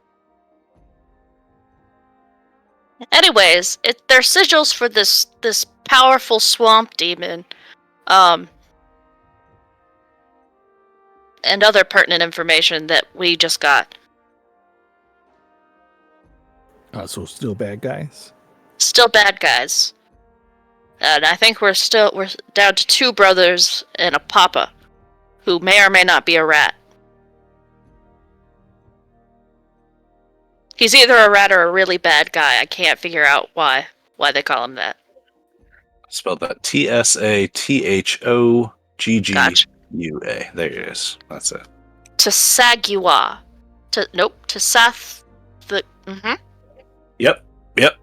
God, that's hard to say. Yeah.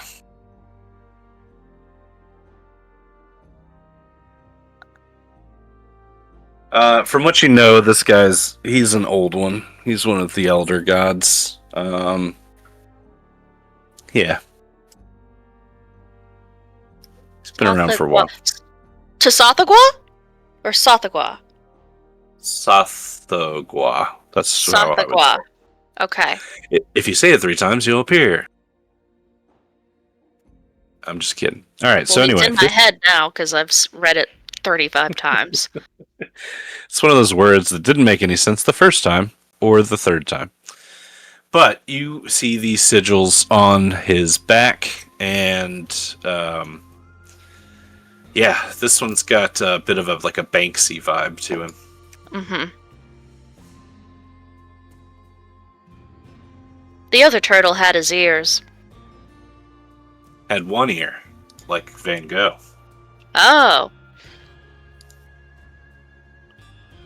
I'll be damned, it does say that, it does look like that, doesn't it? Anywho. Go has a fucking U in it.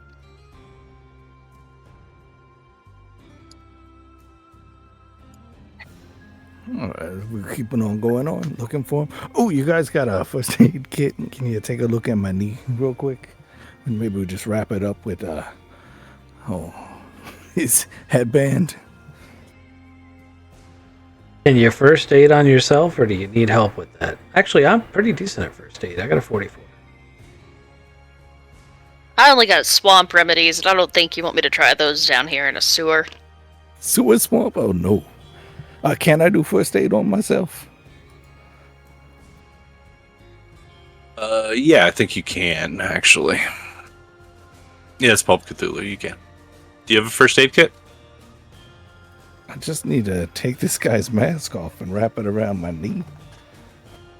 Oh, yeah, sure. You use the mutated turtle fabric.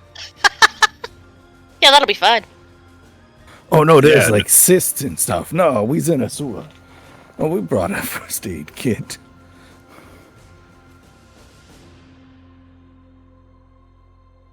Thank you for that. You can roll me a luck roll to see if you have the first aid kit if you'd like.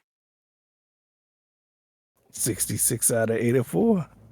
Hey, you brought one. Now you can roll to use it. 88 out of 62. Oh. That's too much luck to drop there. Is it, though? Is he the only one that can roll it, or now that it's been rolled, or can someone else come behind and be like, dude, you fucked that up, and can I make a roll for it? My skill isn't as good as his, but I could try it. You could. Do me a favor, give me 5 minutes. Like, in game time before we roll it. Instead of just well, I was about to ask, can I just take my time and make it a group effort and maybe get an advantage? Like, can we take 10? You want to take 10 here?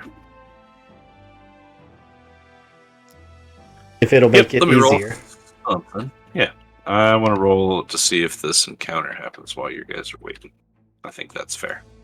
Perfect. I'll go ahead and roll the first aid while we're doing that. Maybe I get jumped while we're doing it, maybe not. Ooh, yeah. That's an 11. That is a hard but not extreme success.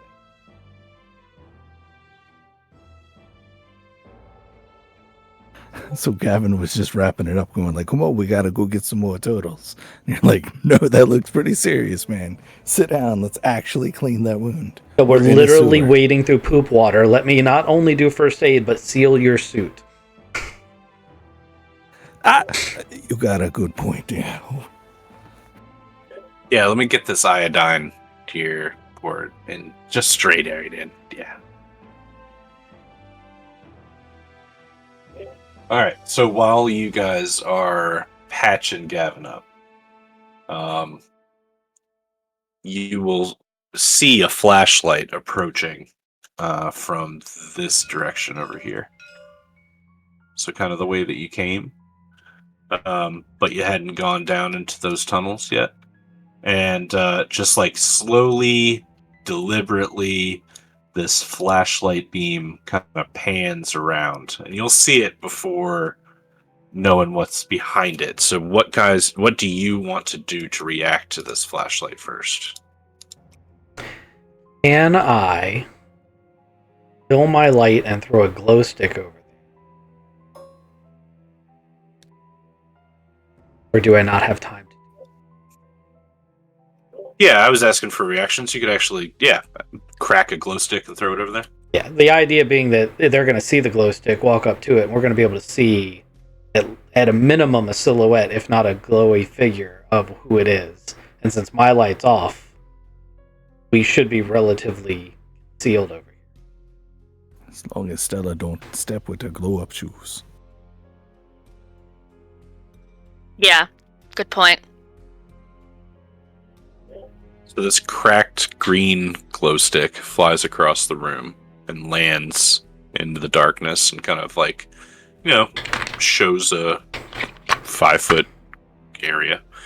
And you hear out of the darkness this man's voice, and he's like, "Whoa, what the hell?" And then you see him come over and grab it, and he's like, "Huh?" And he picks it up and he looks really, really close at it. And he's like, "You're not a fucking caterpillar." And he drops it on the ground again. And he takes his flashlight and he starts scanning the ground around the green glowy. And he's like, "I can't find any of the caterpillars.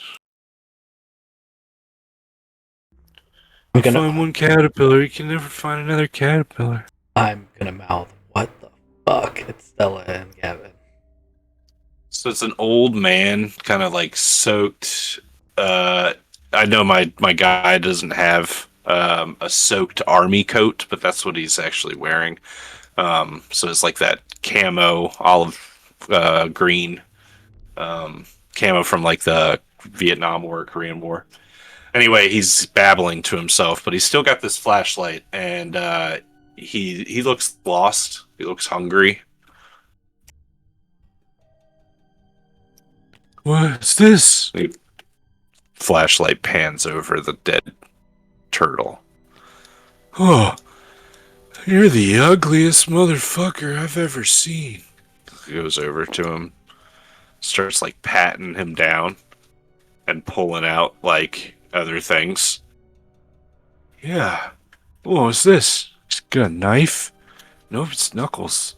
Ooh, it's a railroad tie." He's just kind of like pillaging right now. "It's too bad you don't have any shoes. I need shoes." I got nothing for this, guys. It's on you.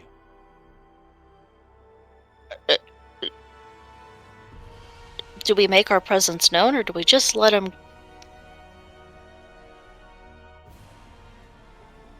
What do you guys think? I mean, there's just watching. He's just trying to find some shoes. Yeah.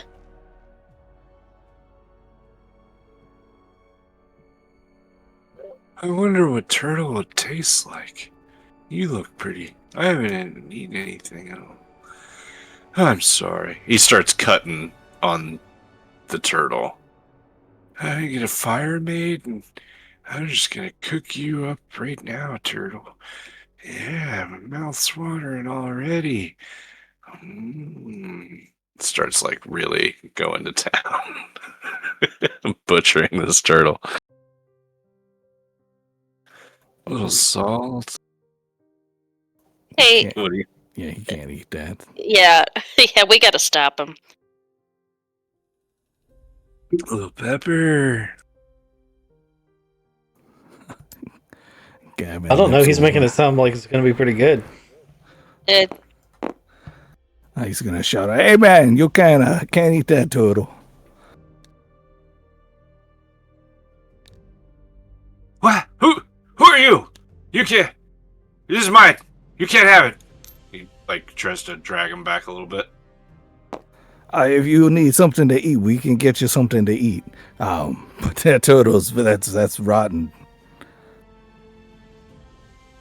What do you mean it's rotten?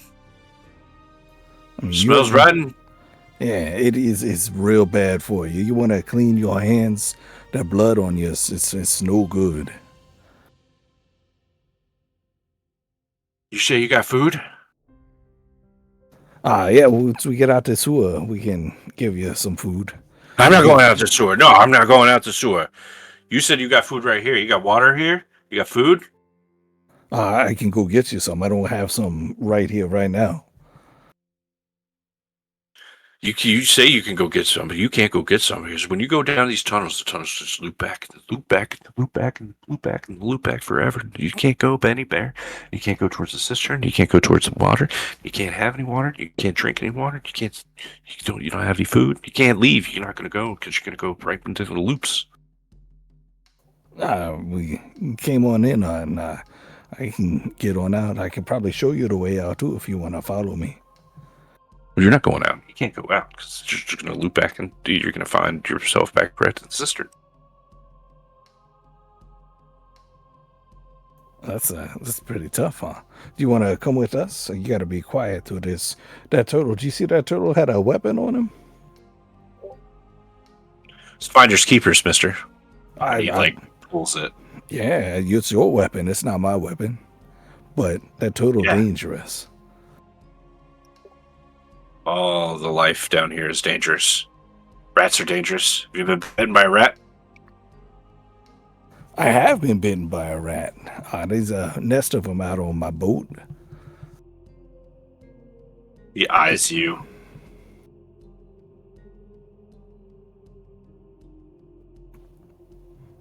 You don't have food? You don't have water? I got a first aid kit. You hurt? Hungry. Thirsty. Now I can't eat this turtle. You're telling me...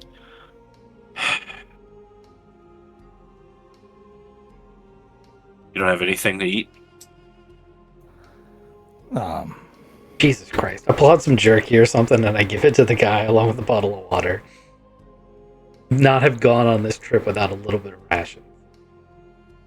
Thanks, mister. Thanks. I didn't have any water. He had some water. Oh, it's Jack Link's beef jerky. I like it. So you're not going to eat that turtle. And if you stay right here, I will help you get out. Well, I just have to stay here? yeah.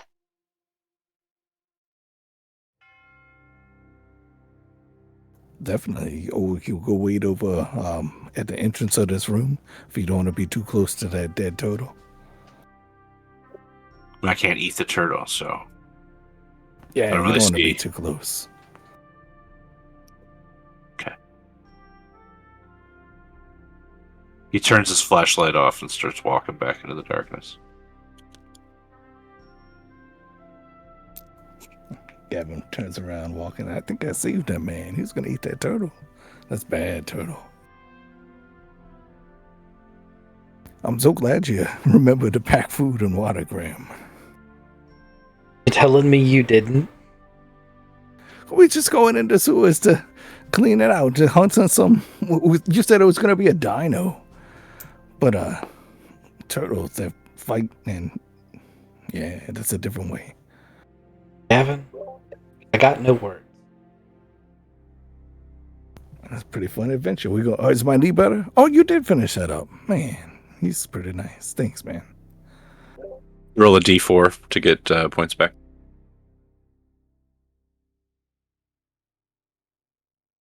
Oh, that's a good roll too. Hey, full 4. Not bad.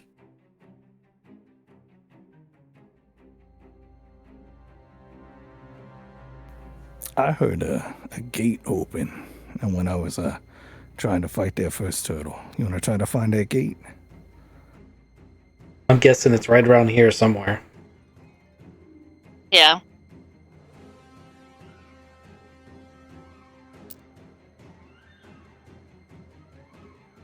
We going lights off for the rest of the way, or lights on? I'm turning my light on, but you can track ahead like you were before if you want.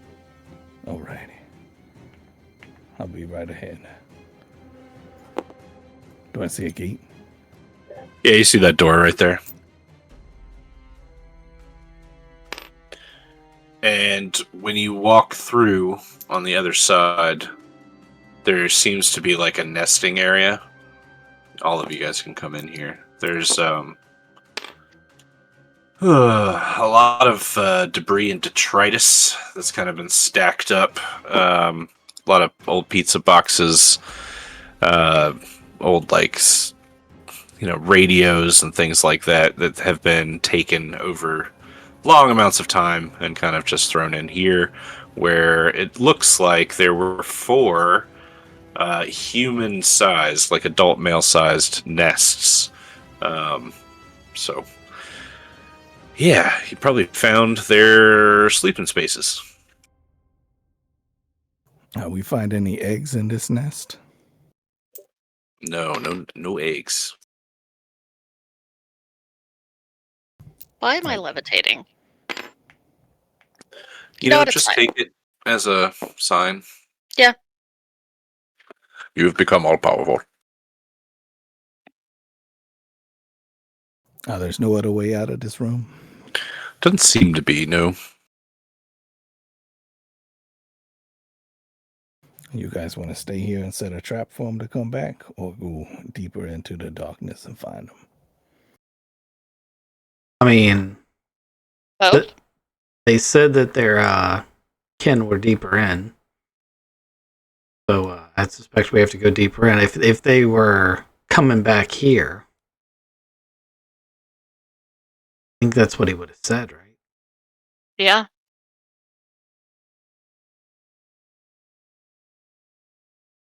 What's that air meter say about this section right here? I imagine that Gross. it only beeps when it's like dangerous, but it's probably not going to smell good. Yeah, can we pull a couple of bodies in, and if we get all of them in here, we can burn them up, because mutated turtle with the glyphs of the word I can't pronounce. Sathagua. Yeah, that's the right one. I'd burn those eyes so they can't keep mutating. Maybe we should hold off on burning anything until we're done.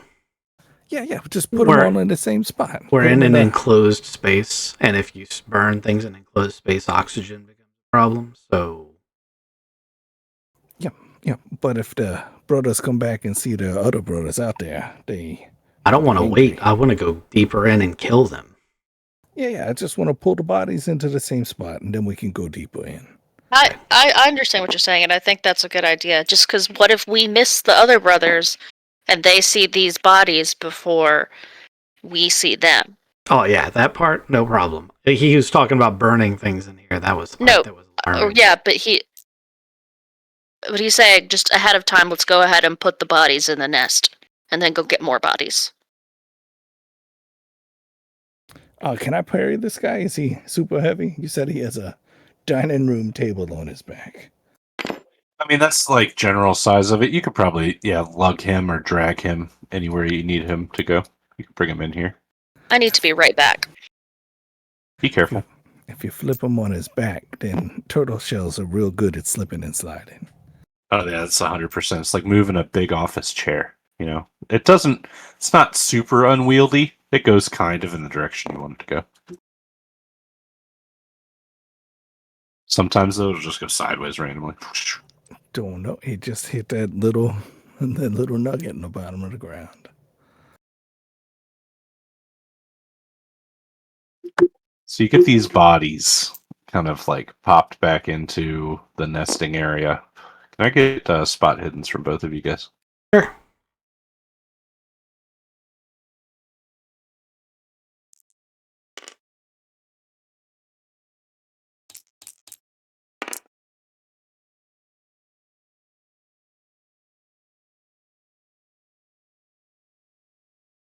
It is a The 92 from Kizik. regular success for me. Okay. 92 is still a regular success for me. Oh, boo. Okay, that's fine. One of you finds a child's, it's a teenager's hockey mask, and the other one finds a hockey stick. Both of them say Casey on them in Sharpie.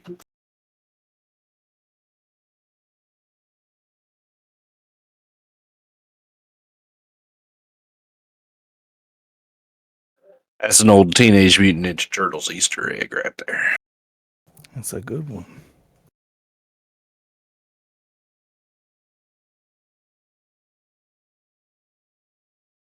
I can't put that on either, right? It'll mess up my air mask.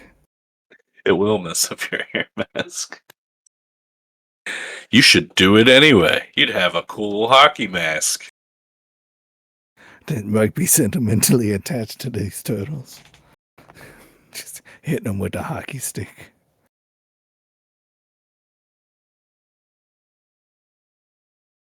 I want to ask, since my first two were Van Gogh and Banksy, what do you think the last two turtles are named?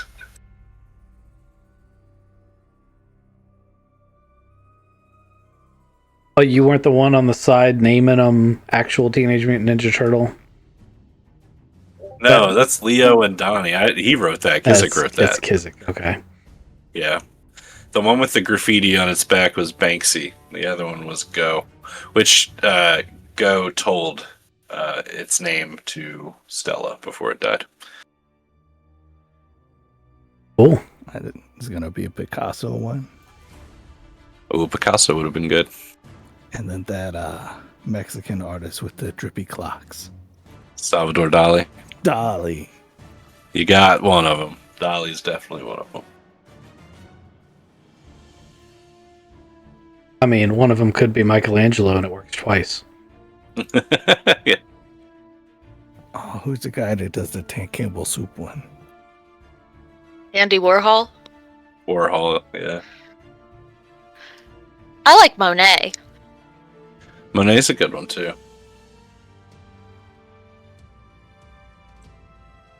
Well, you'll have to meet him, and then I'll tell you his name. Dali is Okay. definitely one of them. Wait until you see what he looks like. He looks cool. Does All he right, have so an amazing mustache? He's long and stretched out. He's got a long neck.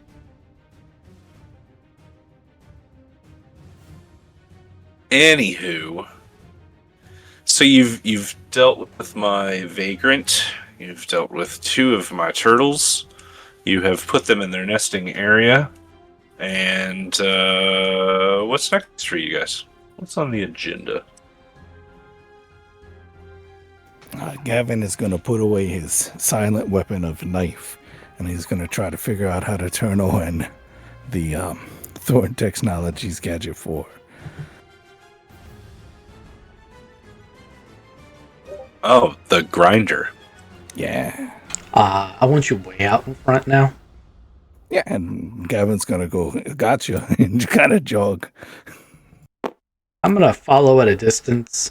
I think now is an interesting time to be experimenting with a new weapon, but I have no room to talk because I did totally Corona gun the end of the last one, so I gotta let Gavin do his thing. Spread their wings. I want to keep Stella close by because I've realized that she is not as well defended as I originally thought she was. Well, I was levitating, and I was going to use that as my defense, but I seem to have lost the ability. For 1 split second, you were flying. I mean, metagame-wise, I thought when we made our characters Stella together, we gave her some sort of self-defense capability. Yeah, I thought so too. I really thought, because it is one of those rules about character building that you always have. That's one of the things you always need. But I can't remember for the life of me. I have, like, some ability to defend myself. In the court of law. That's right. I meant like an actual skill. Not narratively. No, I know. I can't remember what I landed on.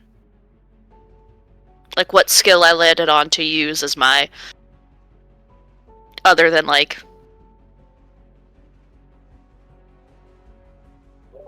telekinetically. Because that's clearly not it.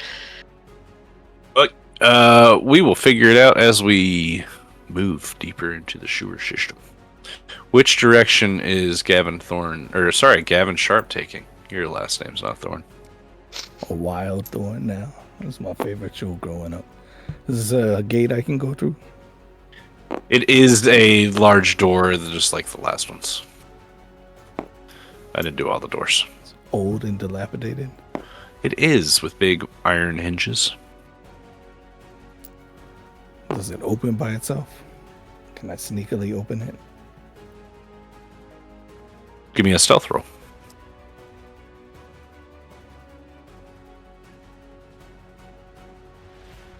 Oh, that's killing it. Maybe there's a slight squeak as the rust kind of falls away on the hinges, but you pick up from the doorknob side, or the latch side, and start giving it some upward pressure, and the hinges, smooth as silk, you open them up. Got it all quiet. Open now. I walk on through. You hear the sound of splashing from this corner over here.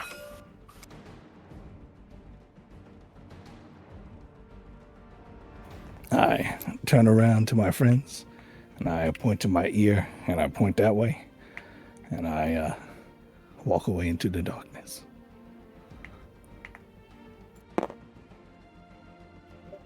He disappears around the other side, Stella. And hold on, Gavin, you're going too far. So right there, Gavin, in that corner, there is about a 7.5-foot alligator nesting. You can tell that it's female because it's like one of the smaller sized alligators that you've seen, and it is in the nest that it is built, and it's got a small clutch of eggs probably underneath it. You know that these nesting gators usually don't attack unless you like go straight for them, or it feels threatened or startled. But its movement here is it's like kind of slithering, and it's like echoing, and like you can hear this. That's what you thought it. That's what you heard earlier, echoing out. Gavin's gonna turn back, head back out to the front. Say, Stella, I got a friend for you to meet. Okay.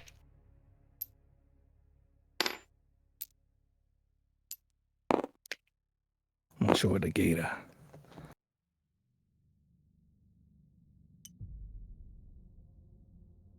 All right. So Stella, just like I was explaining. Oh my lord. Sorry, she's not that big.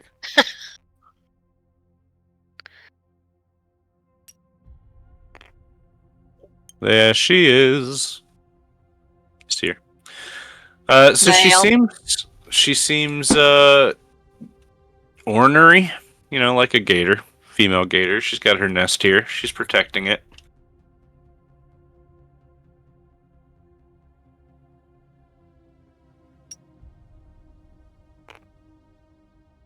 Well, this seems like a job for my gator talking.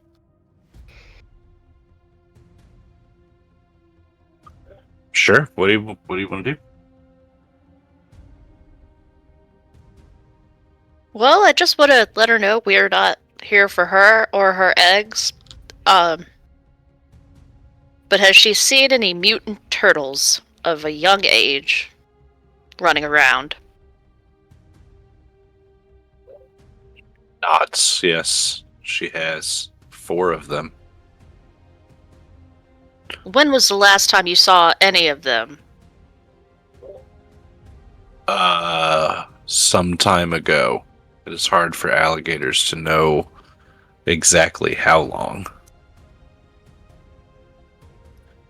Today, it was recent. Okay. Which way did they go? Oh, those turtles, they fucking go everywhere. She would imagine that they're deeper towards the center of the sewers and less likely to be on the outskirts. Well, while I have you, anything else? Any other disturbing sights you want to report on? Yes, the two-headed rat is dangerous.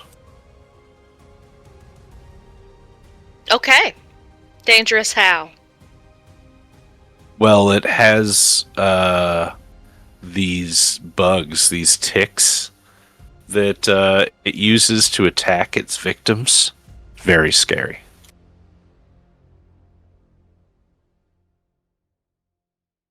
Okay. Jesus.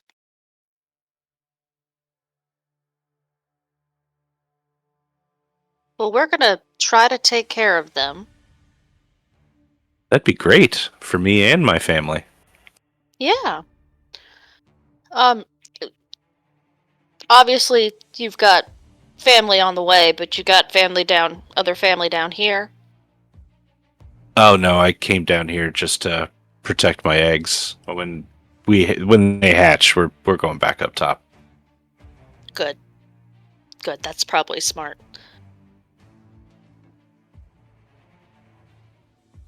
You've been lovely.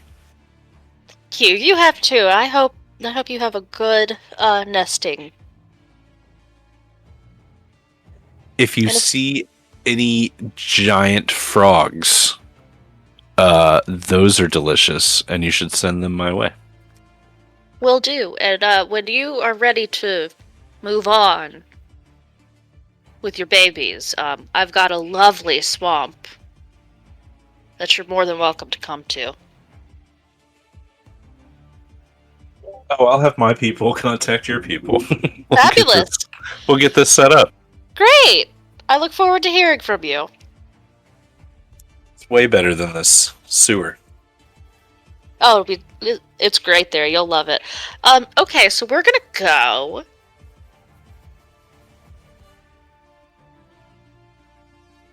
All right. Which way do you want to go?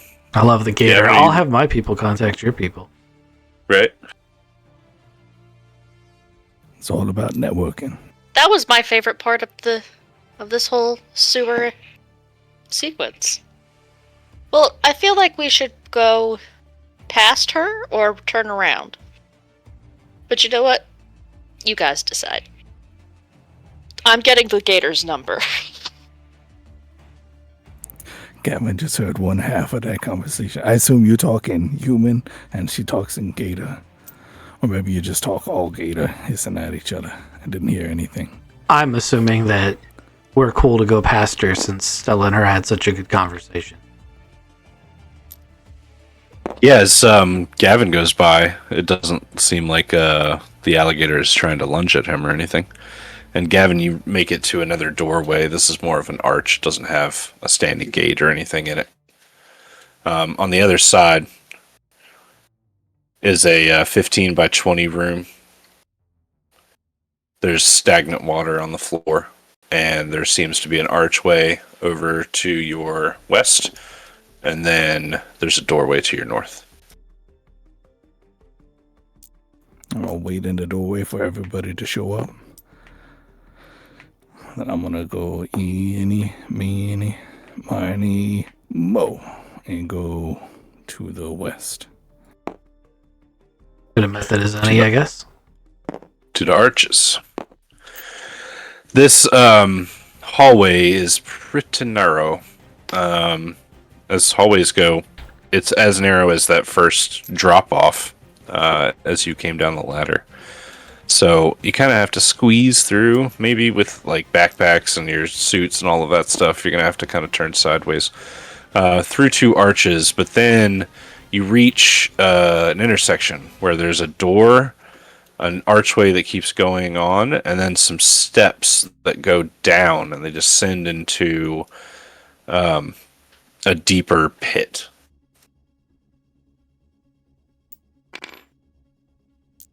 Why are you floating so much? Oh, I know why. It's the door. I can't. There we go. I can't see an actual door.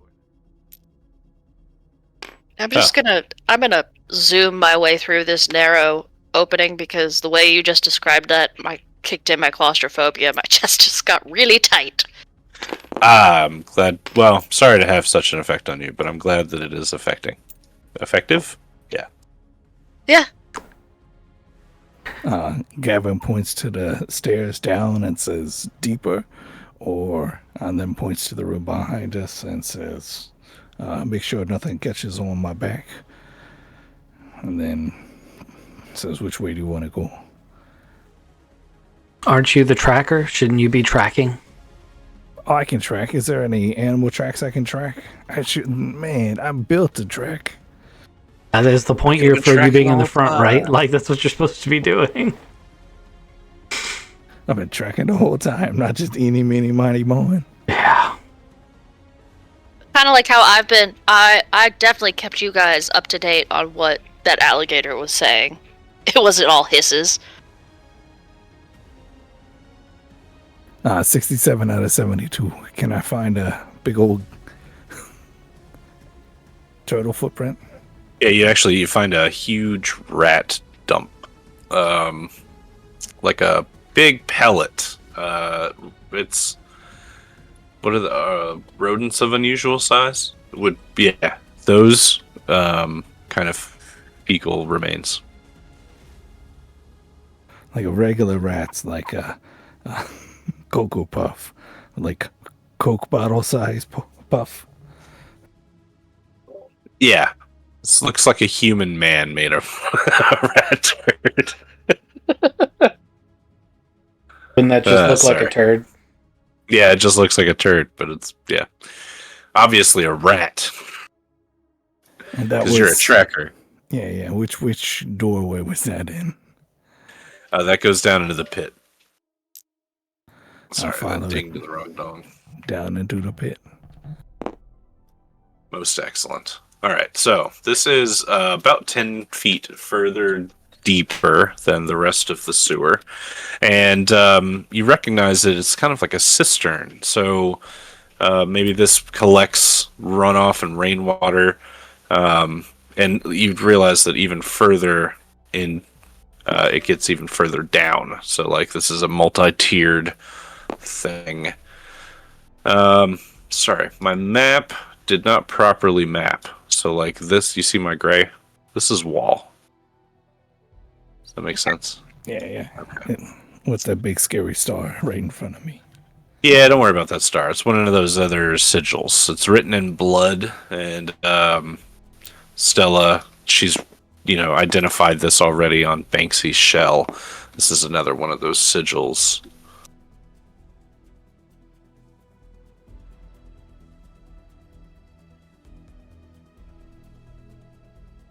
Can I shine my light down each of the two sides?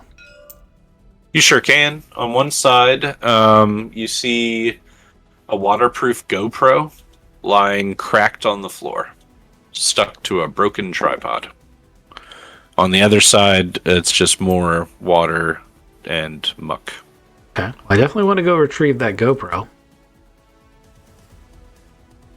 All right. It looks like it still has battery, but the lens is definitely cracked. Fine. You say the lens is cracked. Is the screen on the back working? Yeah, screen works. I'd like to zip through the recent recordings and see what it caught. So the last photo is a wide shot of a dark corridor with a figure at the far end. You recognize this corridor as the one you just came down. It's a very narrow one. And then the figure would have been standing just at the top where you guys just were. And it kind of gives you that shivers when you see it. The other videos and pictures are of these teenagers as they're coming through and spray painting graffiti here in the sewers. For the most part, they had flares that they kept popping. So one of them would hold the flare up while the other one tagged a wall. and they had made the entire afternoon out, just doing this outing together as rowdy teenagers. Is that graffiti the sigils? Negative. Okay. No, they were drawing penises and stuff. Good on them. Good wholesome fun. Yeah, normal kid stuff.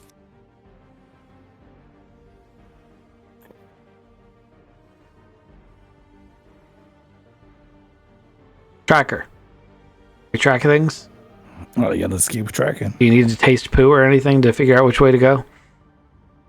No, you don't taste anything in the sewer. Isn't that an Ace Ventura thing where he's like, he went that way? Gets that guano.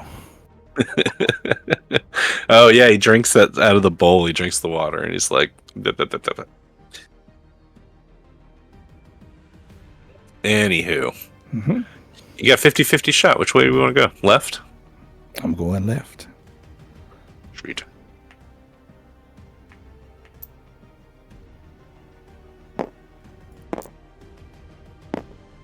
We got everybody close together now. Lights on, because we're deeper. I mean, notionally, we're close together because that's a requirement of the map. You can still be ahead if you want to be. Yeah, you're the line leader. We won't get ahead of you. There's another door there. Okay. Deeper. This goes down, right? Yeah, but stop there. Going slow, listening, making sure. All right, so down. You're going slow and you're listening. You've got flashlights on. Gavin, with your night vision, you're up ahead. You're looking down. This part of the cistern goes deeper, another 10, 15 feet. So as you approach this opening in the walls, there's a ramp / staircase. It's not a really well built staircase. Let's just call it what it is. It's a ramp. It's a descent. How about that? And it goes down. And from the descent, you see like the inky blackness down below, and something boils up from inside of that blackness, and it comes out and just kind of jumps at Gavin Sharp. It is a bread loaf sized tick, like a blue tick that you'd find on a dog, big shaggy dog. And it jumps out of the darkness at you, Gavin. Gavin, give me a dexterity roll, because you could dodge this. It's pretty slow moving. It's not like the quickest alien face hugger thing in the world. Yeah, I mean, we played enough Fallout 76. We've dealt with these before. Yeah. Dodge is half of dexterity. A 30 out of 40 is good. That's fantastic. So you kind of like sidestep out of the way. What do you want to do with this thing now that it hasn't gotten you? I mean, it's a little tick, so it's not all engorged with blood and stuff. And I've got a grinder sitting in my hand, and my friends are far enough away that they don't want to get grounded with the grinder. I'm going to grind this tick. Give me that attack roll with the grinder. You think a grinder is a knife? I'm going to take it as a melee brawl. Yeah, melee. That's better than melee knife. That's worse than melee knife. Oh, well then I'll take melee knife. Oh, that's good. 60 out of 70 is a hit with a knife-like grinder. Yeah, let's call it the pizza cutter. I don't know. It's a grinder. And it cuts it in twine, sir. It bifurcates it, splits it in two. Bisex? Ooh, normal or bisex, yeah. Does it pop? Yes. Yes, and it like gooses everywhere. I'm going to take a big step back from the goose. Yeah, so it's like this gray, milky substance that comes out of this thing instead of what you would normally see, like red blood. But yeah, this goopy, grayish milkiness that oozes out, and it kind of like jiggles a little bit as it dies. But this tick is dead. And then you hear from, deep inside the cistern darkness, like a wheezing laugh. And then another one that says, "Shut up, you idiot." It being 4th of July, I want to take a big old wad of fireworks and shit and light it and throw it in there. Because it turns out those are really loud in an enclosed space. Mhm. And it's also really scary when, blue and red, white, and blue fireballs start going sideways towards, where things around you. Not that I know anything about that. That doesn't happen. No. And we did just pass those teenager stuff where they did teenager-like things. They just happened to leave a couple of fireworks. Oh, I love it. I love the teenagers. Yeah, Yeah, their bag or it's totally something the teenagers. It's not Graham going, hold my beer. Graham's just got one. All right, so you're gonna throw loud flashbang like fireworks in there. Yeah, it's literally like gas station fireworks. I've just wadded them all together with duct tape and I throw it in there. All right, give me a percentile roll, please. I thought it'd be fun. Let's see what happens. It's a 91, so comedy is about to ensue.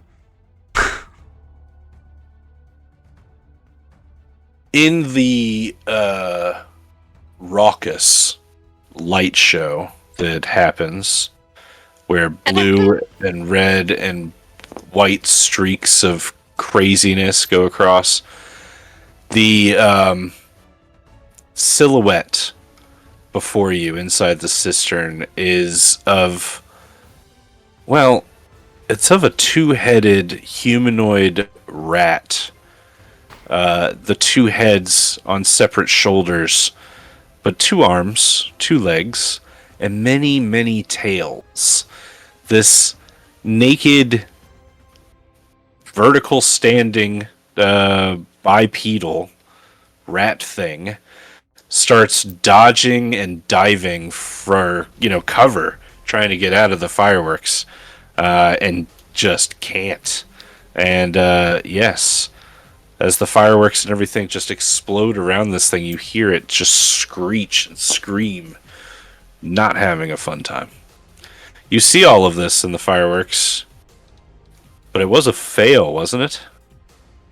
It was, well, it depends on what skill you wanted, but that was a 91, so Yeah. I'm pretty sure that's a fail, unless it's a luck roll. If it's a luck roll, that's a pass.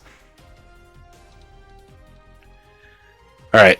So you wanted to make it distracted, or you wanted to? I wanted to just disorient it, light it up, and basically, obviously it was watching the door because it commented on things. So I did it just to kind of see what would happen, and because I thought it would be funny.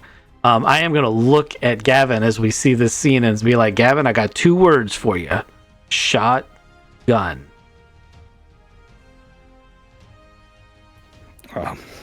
Gavin puts away his new toy. He pulls out his shotgun. And his smile gets a little bit bigger as he started blasting. As he starts blasting. All right, I'm going to give it to you because the stunning firework round. Well, let's just say, Graham threw the fireworks. Stella, do you want to do anything before Gavin starts blasting? I'm gonna back away.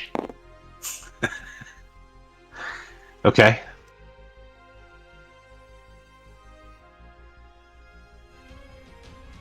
Oh no. What is it with the Oh, 91s? That's what I rolled. Excellent year. Have to play 30 luck to hit this guy. And down the luck. I love it because the more luck I can help you burn, the better for me.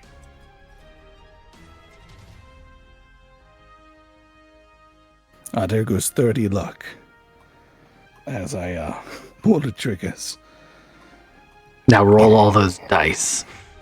Yeah, roll them all for the double barrel shotgun, which I think is D8s.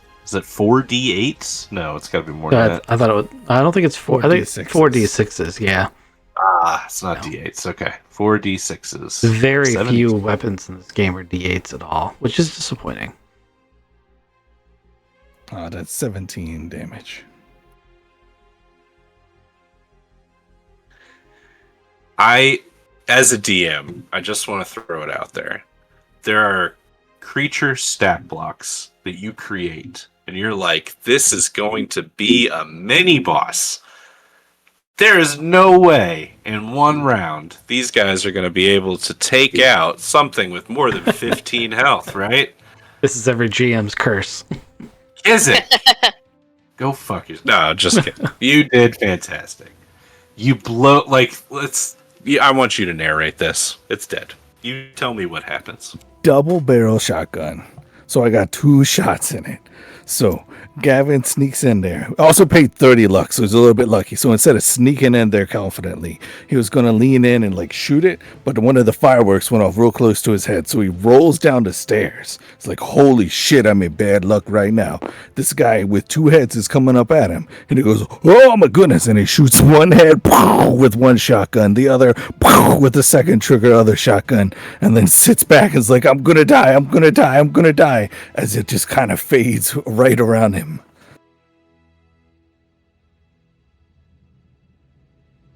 Guys, Nice shooting, Tex. Any more Tex in there? Yes. You may want to get out of there. okay. You see him backwards crab crawl up the stairs. Yeah, so in a as the body hits the floor, and there are a bunch of these. Yes, 1, and then a 2, and then 3. There's something wrong with me. These ticks start jumping at Gavin as he's backpedaling, crab walking to get away. Tesla gun. I would like to chain as many of them together and make them pop as possible. Yeah, give me a firearms check. Stella, do you want to do anything with this? And Gavin, give me a dex roll, please. We got any more of those fireworks? We can. I just feel like I should contribute something to the chaos. Lady, you're a firework. Isn't that what Katy Perry says? Something like that. That is 7 damage from my Tesla. That's enough for a tick.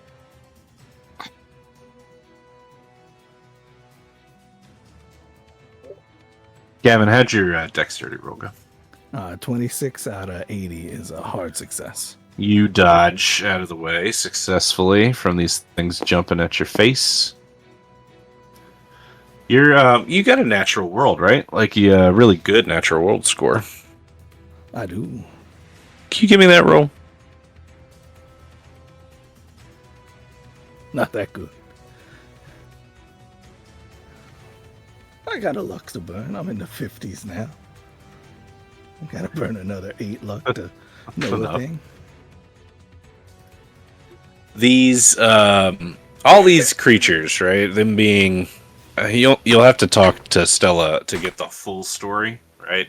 But long story short, the reason that I had you roll this is that these ticks, while huge, are obviously mutated, just like the rats and the turtles are mutated.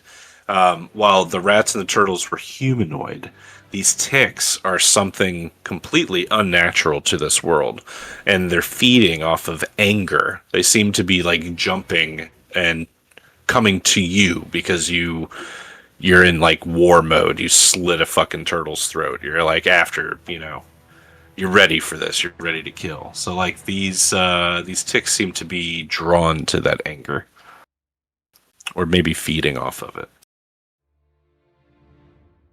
Just smashing sticks away with a shotgun. I just cut one in half with a grinder saw. I'm angry that these ticks are coming at me, and I know that they're not coming at me because I'm angry. Yeah, it's just feeding the cycle, man. Now I'm angry that they're coming at me because I'm angry. These ticks are just fucking making me angry. Ah.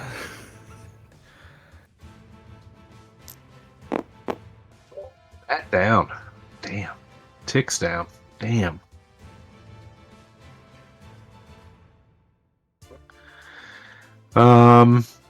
Well, monster hunters, where do you guys want to end up? What do you want to do next? Gavin stomps in another tick, and he counts to his fingers. He's got 3 fingers up, and he goes, "I still got 2 more, guys." Wait, that one had 2 heads. Does that count as 2? Plus, it had a bunch of ticks. I'm unclear on that because on the one hand, I thought the GM was trying to advance past the tick combat, and we're saying there's more. So, because if there's more, we just keep shooting. If there isn't, then we decide where to go. Yeah, narratively, that kind of just will peter itself out, like the those scarab beetles in the Mummy. You know, like eventually you'll just kill them off. But if you run into, I don't know, a huge, massive swarm of them, I would run. But for now, these off this rat's body, you guys just take care of them pretty quickly without getting eaten alive. Stella, you said you had maybe some fireworks. You want to kill some ticks with some fireworks? Yeah, if I could. Like a Roman candle? See? Yes, exactly. What skill would that be? Luck. There's no controlling how a Roman candle fires. That's 100%. It's clairvoyance. She can see the future. She I just can knows when it's I coming. can see where the Roman candle's gonna go. Love it. Oh, that's fine. 75 out of 86. That'll work. Yeah. You use destroys these dicks. These they will not bother nobody no more. Bye. Okay, let's go find the rest of these guys and kill them off. There's two more turtles. I'm picking up what you're putting down, GM. I'm trying to go. Let's go. Okay. Gavin puts 2 new shells in a shotgun and sneaks away. We'll find another door. I can't see a lot of the terrain they put in there, but my token finds it and just levitates random. So this... Oh, okay. Hold on, wait. This wall. You can't see that wall? See, when you put the fog down, you can't see any of that. You can't see any of that stuff. That's part of the fog. That's one of the reasons I don't use the fog. You would notice I always use the blocks and I pull them back. Yeah, but I for real thought... Okay. No, you're good. Give me a second. Let me fix this. Don't fail me now. It's not a big deal. It is a big deal. We're just gonna get rid of it. Well, hey, though, it makes much more sense why we were just randomly levitating. Look at all those blocks. We couldn't see any of that. Oh my god, yeah. Just in case you were wondering. We couldn't see any of that. We could just see the map. That's all we could see.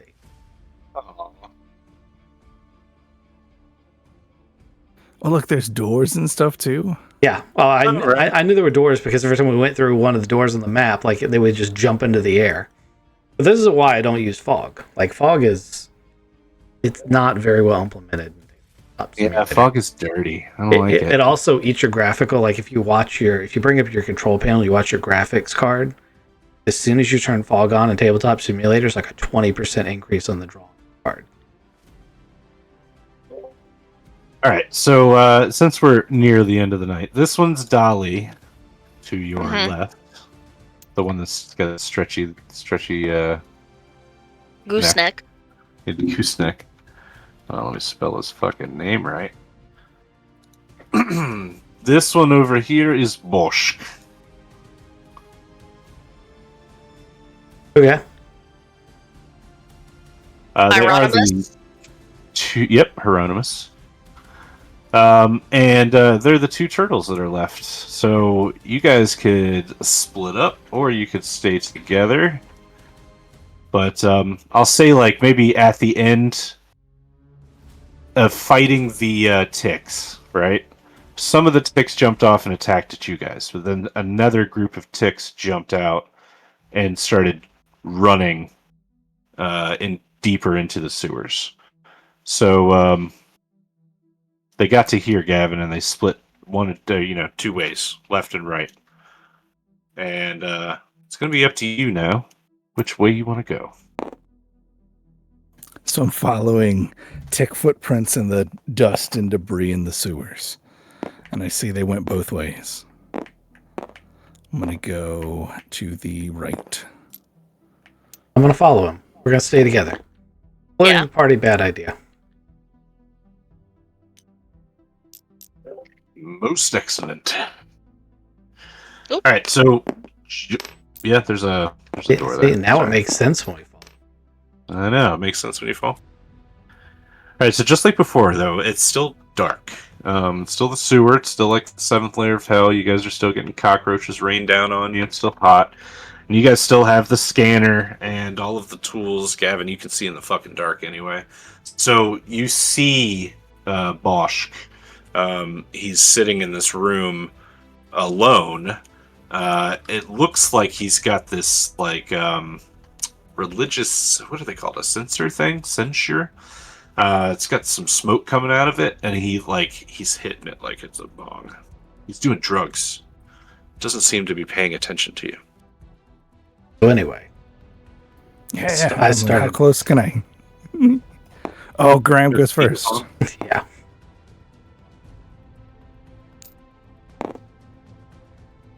You give this one to Graham. Yeah, I'm sneaking up, but Graham gets the first shot. I mean, I am first on the initiative order. Do it. He's busy. I failed that, but I only Got a failed it by. firearms roll? But I only failed it by 2 points, so I'm gonna go ahead and spend some luck to make it a hit. Yes, burn it down. And then I'm gonna roll my damage. Tesla. It's the Tesla 2d6s. Yeah, I only got 4 damage off that, but I got a little bit. This crack of lightning. Yeah, I'd like to Shoots hit. out. I'd like to hit the incense or whatever it is, like as he's hitting it. Make a bust in his face. That really pissed him off. All right. Yeah, this thing just blows up in his face. And with shocked Pikachu eyes, he looks up at you guys. Who are you? What are you doing in this war?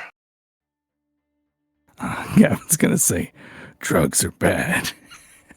Shotgun him right in the face. Winners don't do drugs. Then he's going to roll a 14, which is 1 away from an extreme success. Burn luck and get an extreme success. Oh, yeah. It's max damage then. 4d6 is 24.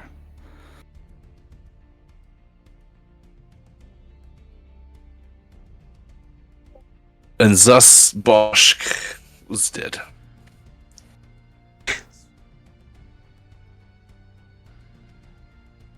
Did you give him? Yeah, you gave him both barrels. I did. Yeah.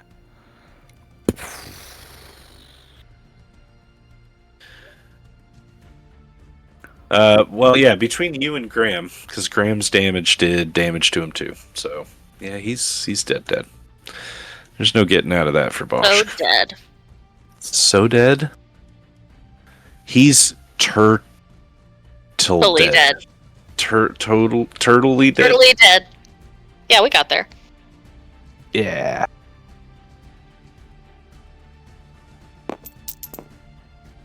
Gavin unload the shotgun, puts in half, puts 2 new shells in, smoking around, and says, half them lice went the other way. You want to go the other way too? Sure do.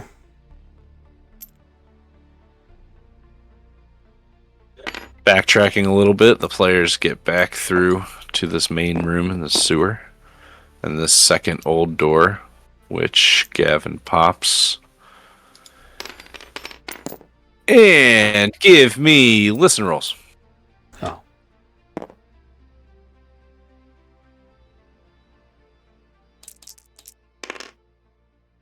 Hey, that's nice. Yeah. All right, so you hear it perfectly as the turtle in this room starts to flee and opens up some other doors down here. Gavin, you can tell that he's just moved one room for right now, but let's make it this a chase down through the sewer. So we're going to go. What is everybody's movement? I got a 9. Gavin with a 9. Where is that on the sheet? Bottom right. Move. There we go. build, I've got a 9. Hey, by the way, if you're more than 5 yards away with that shotgun, it only does 1d6 of damage. Ooh. I was trying to remember the range bands for the shotgun, but it's something that is relevant in many of these scenarios. It's within range of these up close and personal shots, but not the far away ones. It's on page. Oh, so further than 5 yards or 10 yards or whatever. Yeah, so if it's further than 10 yards or further than 5 yards, because the sawed-off has a really short range. It's on page 252 of the investigator. I'll have to remember that. Stella, what's your move? 9. Cool. So you guys are all 9s. So what I'm going to have you do right now is roll a dex roll. Because you guys are all running in the sewer. And whether you pass or fail that, I'm going to give you a plus or minus to your move. And then we'll take that in stride and see what happens next time. Okay. So dex rolls, please. I just passed. I got an Graham with a pass. 80 out of 85. Okay. 43 out of 80. Got a 99 out of 80? Okay, so Stella's going to stay a 9. Gavin and Graham are going to be 10s. That's how we're going to run this moving forward. So maybe, Stella, you're just trying to carefully not step on gross stuff down here. So it's just going to slow you down a little bit. Actually, it's not going to slow you down at all. It's just going to... You're not going to be as fast as the guys who apparently don't care. That's fine. I'm okay with that. Okay.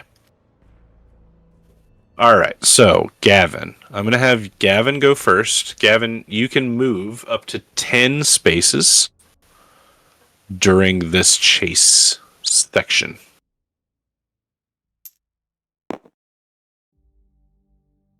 One, 2, 3, 4, 5, 6, 7, 8, 9. Cool. And Graham, you can also move 10. I should just be able to keep up. Yep, and then Stella 9. So, sorry. I can't. Nope, you're good. Gavin, through the door, you can see the ass end of a very long turtle as he dives for the next door. 1, 2, 3. He pops this door open. He can't get very far on the other side, though. 5, 6. That's it. All right. We'll have Gavin go first. You can move 10. Get back here. 1, 2.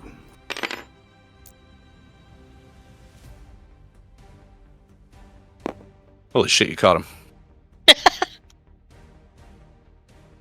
Yay! The fucking 7. the door was an obstacle and he failed terribly. That's only 7? He's also That's about to. only He's 7. also about to run into an alligator. And she's That's our true if he makes friend. that turn. That's a good point. Yeah, so he's real close to me. And I got 2 shots with his name on it. Or do I just tackle him? I'm just stopping him from running. Now that's completely up to you. Do you want to roll a brawl or do you want to roll a firearms? I'm going to roll a firearms. I'm going to shoot him in the kneecaps. Is he running away? I mean, Blast his leg. as close as you are, it's going to blow his legs completely off in the combat anyway. Especially when you roll a Hard half success. success. Hard success. Hard success. It's hard should and just shoot him extreme. in the neck. It's so weak. Spindly. It's chicken neck. Oh man, is his body faster than his head, and his head is way back here? Those. Oh man, what was that fucking cartoon with the slow ass turtle? But yeah, anyway, doesn't matter. You shoot him in the legs. His legs just kind of go into a pink mist, and he falls onto his shell, and he screams, "My beat it sticks! No, they were my best legs! Oh God, why?" I'm gonna follow up, shoot him in his face. Did Kizik do damage? I need damage from Kizik first. I mean, you explained that his legs evaporated, so I figured we were just assuming that Yeah, I mean, he could die from this, though. Let's be honest. he will die from this. Yeah, he's 15. okay. Immediate Okay. death. Yeah, he tries to scream, my beat it sticks. Oh God, why? But it Thank just God we comes checked out. that. I'm glad we didn't have to actually hear it. So yeah, he's dead. I can't even have it. This is why we can't have nice things. Dolly, DALI.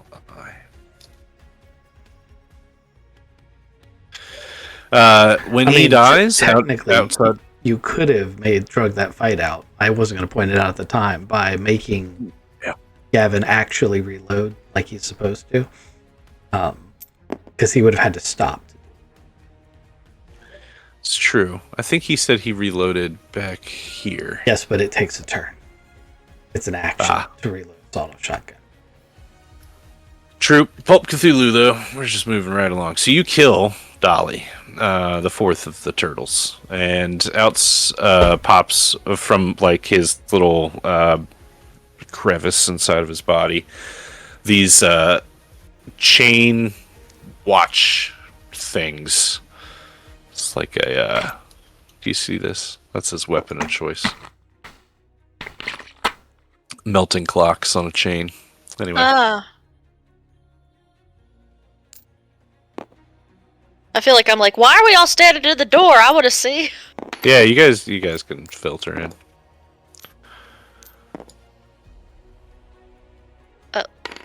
Nope. You know what? That's fine. Perched up there. I am Stella. That's one of my powers we haven't delved into. The ability to perch. The hell of an ability. We gotta get the turtles back to their nest and burn them up. Is that the right magic thing to do, Stella? Yeah. Oh wait, we got the. Oh no. My lady gator. Butter. If we set the turtles on fire, isn't the fire going to travel through the sewers? It'll drain the oxygen. Even. I think starting a fire in a tunnel is a terrible idea, as I've mentioned a couple of times already. Maybe we just cut off their heads. That sounds good too. That's I don't want a thing of pestilence and mutation just kind of sitting down here for anybody to find and touch. I'm with you on that. But apparently there are frogs down here. I love how you think that somehow burning these handful of bodies is going to somehow solve that problem. Obviously, these things were created with some of the stuff that's down here, and we have not addressed the source of that. So, whatever you do, you. No, you're the investigator guy. I'm the making sure they don't kill us guy. Are You you? wanna go? Because I don't think that role is correct. I don't.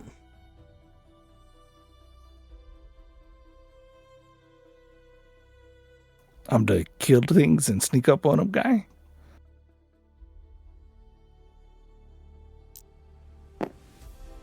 There he is. I found the last turtle. So you get all the turtles and the Papa Rat together, and you bring them to the nesting area. The idea may not be to burn them all, but definitely to maybe quarantine this spot. Keep it from going crazy. Graham, you do have a corona weapon. I mean, that could easily just evaporate things. Yeah, I'm not firing that inside. Damn it. I was this close. You wouldn't have said that to Kizik. He would have done it, and then you would have to live with the consequences. Actually, you wouldn't have made the consequences. You would have just complained that there should have been consequences. But, yeah. Die in the big methane explosion. Yeah, exactly. You cook yourselves in this basically convection oven that you're already in. Lady the alligator dies too. No. But what do you guys really want to do? It's 11:30. We can wrap this up. Let's crush their heads. I think we should report back. I mean, we can mutilate them further if you guys want to. I would like to talk to Silas because I don't think we've addressed the root cause. I think this has been a good hunt, and I think we've done good. But something made these things into what they are, and we have not seen, like, those glyphs got put there somehow. The sigils got put there somehow. These guys weren't the ones that were doing it, in my humble opinion. Right. We have dealt with the cause, we've dealt with the effect, not the cause, in my opinion. So, I don't think this is over. No. So we're going to lock this door real good, make sure nobody else can get in this room. We're going to help that homeless man get out and get him some dinner. And we're going to go talk to Silas to look for some kind of primordial goo that turns people into turtles. I think we'll take some of these sigils as references too. Maybe a little bit of research from the more intelligent ones. Yeah. What's that, Sonny? You're taking me to Waffle House? That'd be great. Man, I don't want to leave. Sorry, I forgot who I was. This vagrant doesn't want to leave. Silas? It does sound like Silas. Silas would go to Waffle House with us. Yeah, Silas would totally go to Waffle House. I'll tell you what. You go to Waffle House, you get it in a bag to go, and you drop it down here for me, son. I'd appreciate that. I thought we were going to get this man out of here. We were. That was the plan. Yeah, that's the plan. He talks about the loop backs. He keeps looping back in. I wish you would stop that. He is talking about loops a lot. Do you want to, like, knock his ass out and bring him to the surface? We'll just escort him out. Frog march him out? There's no reason not to. There's no reason to knock him out. That old man. That'll be harder to explain and create complications. Yeah. Oh man, one at a time down that little one. Yeah, this one way. It'd be hard. Give me one more luck roll, guys. Now that I've burned some of your luck. I mean, I still got a 97. I didn't burn enough for your luck. Nope, I got a 33 out of 97. I think I'm good. I'm good. There you go. Kizik. I got a 5 out of 57. Jeez. Okay, you guys Roll make it tonight. without falling into the poopy water. Don't forget the wall of cockroaches is coming up. Yep. And you guys are reminded about the cockroaches. So you guys make it back to the surface with the vagrant. You guys can figure out what to do with him. And end up at Waffle House for the evening. You guys can consult with Silas and Marge and the Codex remotely. Well, really, Dave, Thaddeus, and the Codex can all be accessed remotely now through the vault and through what Marge has set up. And Marge and Silas would go out for pancakes or waffles or whatever with you guys. So What do you guys think is going on? What did you find down there in the sewers? Maybe we can wrap this all up. Well, there's- Very evil, ancient stuff. Evil and ancient stuff, huh? Yeah. It's got a name? We don't have a name? Sithagua. Yeah. Bless you. Thank you. Sithagua. That's an old god, right? And Mart just like, yeah, hold on, I'm gonna put it in see at the codex. She'll type some stuff in, get an instant message back. Yeah, this isn't good. She starts to read off what's in there. And basically this is a supernatural entity, one of the elder gods, or god-like, god-adjacent, maybe. Very squat and pot-bellied looking. His head was more like a monstrous toad than a deity.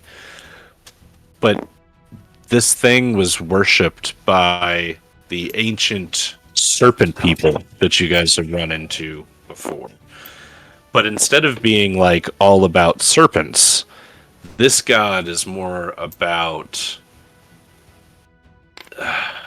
the mold or the spore, like that kind of feeling to it, if that makes sense. So just formless spawn, like black ichor and things like that. That's the kind of flavors that you'd get from Sag.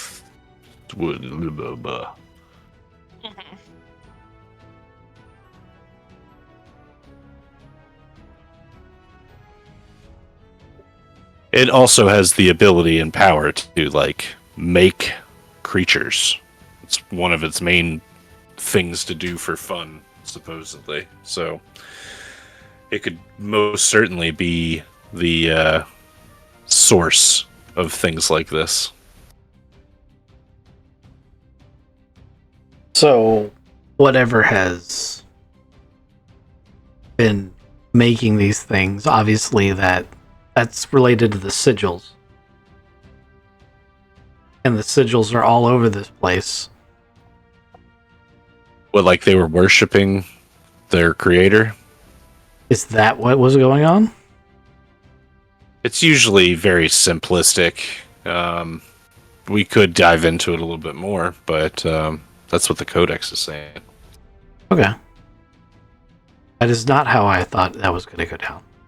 That would be a better solution, because that would mean that we are quite possibly done with this scenario.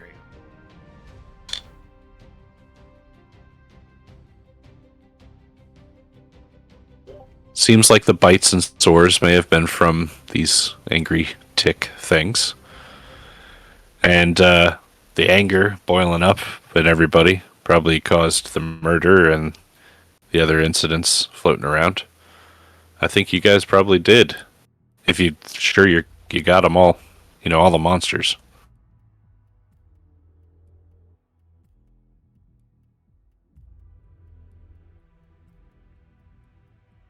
You think you got everything? Dagita said something about big frogs. Yeah, it did. We didn't see any big frogs. Well, that may be cause for alarm. And we might run into some big frogs later. I don't know. And no foot soldiers, no shredders. What are you talking about? Like a clan of feet? No Krang. Krang would be awesome.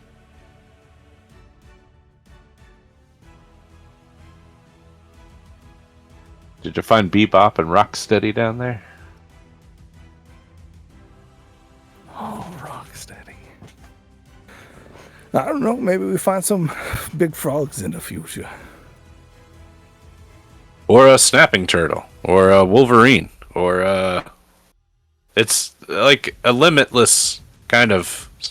Possibilities. are Yeah, endless. the possibilities are endless. Maybe you might get some sort of mutated alligator one day. It would be called I don't know, leatherhead or something. You just gotta look out for creatures like this, unless you want to take out a deity and put a stop to it once and for all.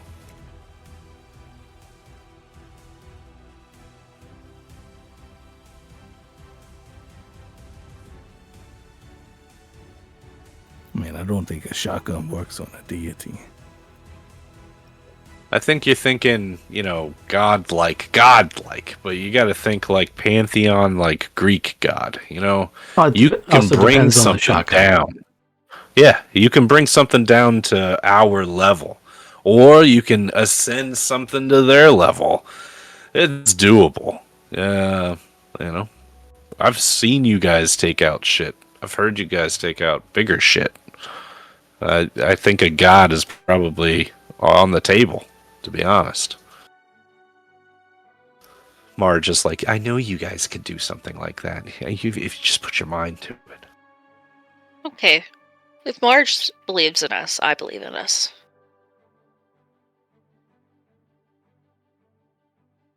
So we're thinking a holy RPG. Take out. Oh no, we tried to take out a spore god. What does that even mean?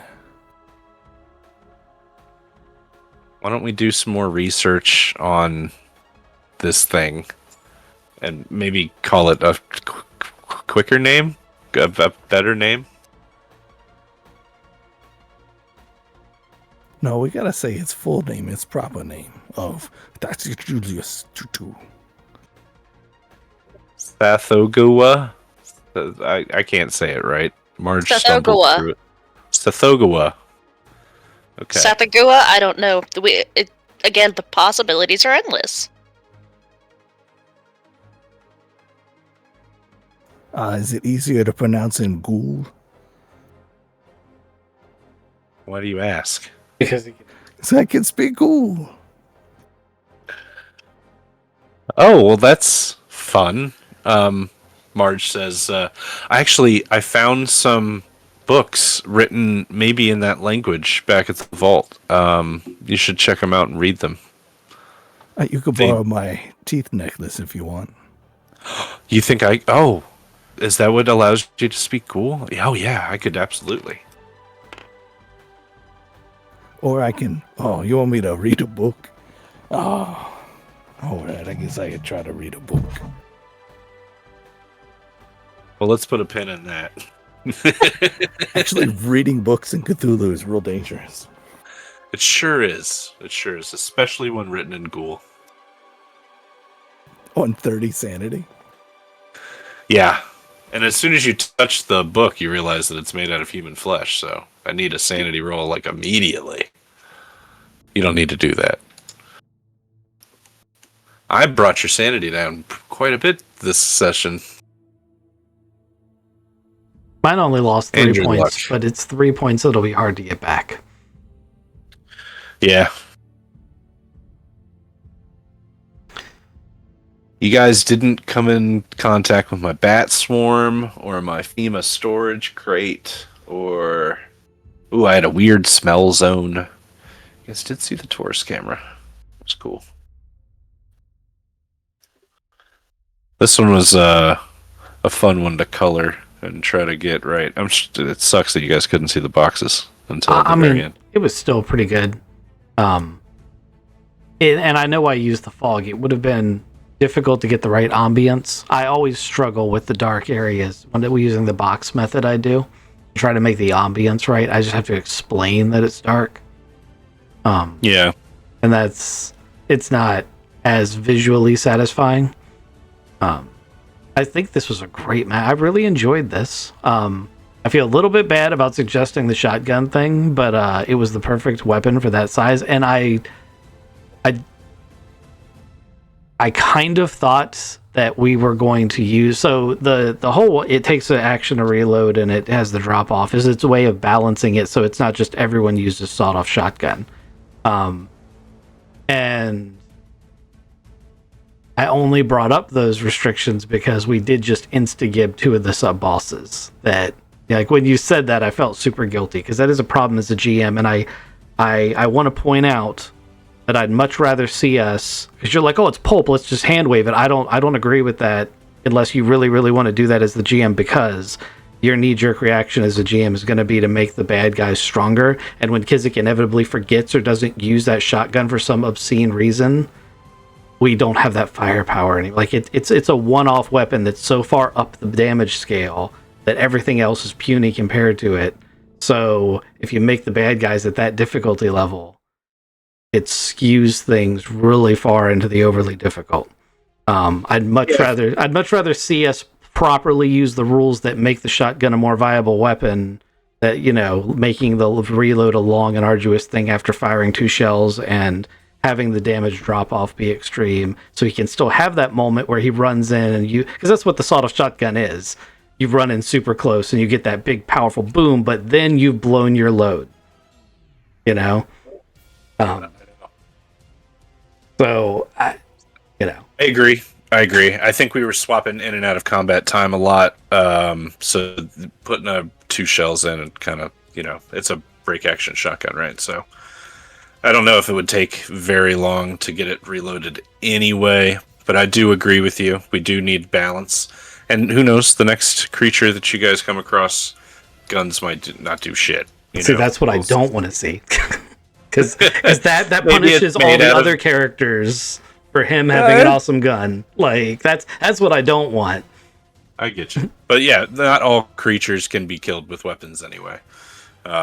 So that's, yeah, I liked it. I think it's cool. I think as long as you guys had fun, I had fun. I had fun anyway. Fuck you guys. But no, seriously. If you guys had fun. I had a blast. This is a really good little dungeon crawl. Oh, Dolly is a snake neck turtle, which is a real turtle. And yeah, man. I shotgunned all of my superheroes from my childhood. Now you know why. Except for Van Gogh. I mean, not all of them. You critically failed on that one that I hit with the Tesla, and his lights went out right before you got to stab him. Banksy. I almost lost my knee. The newest of the turtles, Banksy. My stat blots, man. Like, Banksy's spray paint can, if he hit you in the face with it, that could have knocked your ass out. I actually, the reason I bring up all the stuff I brought up is because I think their stat blocks are fine. They could definitely hurt us. Yeah, I think so too. Yeah, they could definitely hurt us. They are not, like, if you're using my gun, it's multiple rounds. Yeah. Like, and all of them could have gotten the drop on you, but they all failed terrible rolls. So I gave them all a shot, like I normally do. They all rolled. They all failed. Except for the rat, who he got 1 tick off, which is fine. That was fine. Does the rat have a name? Yeah, he's Papa Rat. Mm-hmm. yeah, I mean, Papa Rat was the one time during this engagement, he absolutely should have been 1d6 damage. He's definitely more than 5 from the door to the center of that.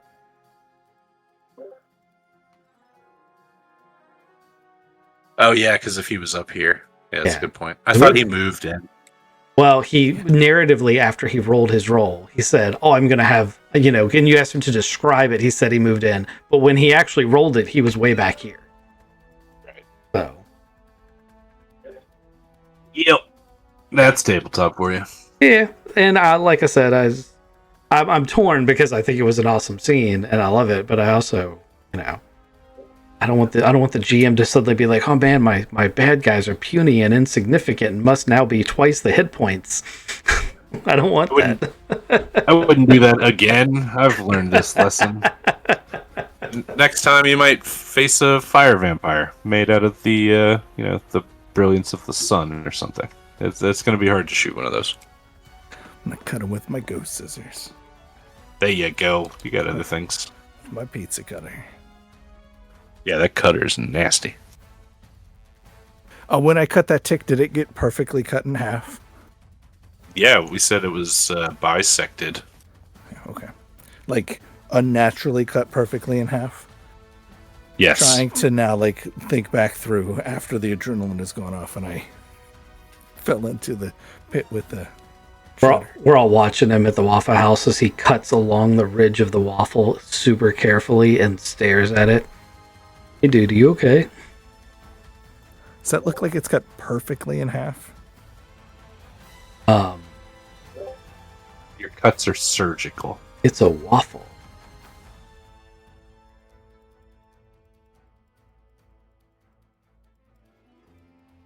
Yeah.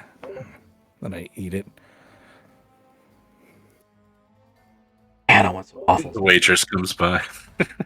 Is your friend okay? Yeah, he's always like this. Okay. I didn't even have to lie.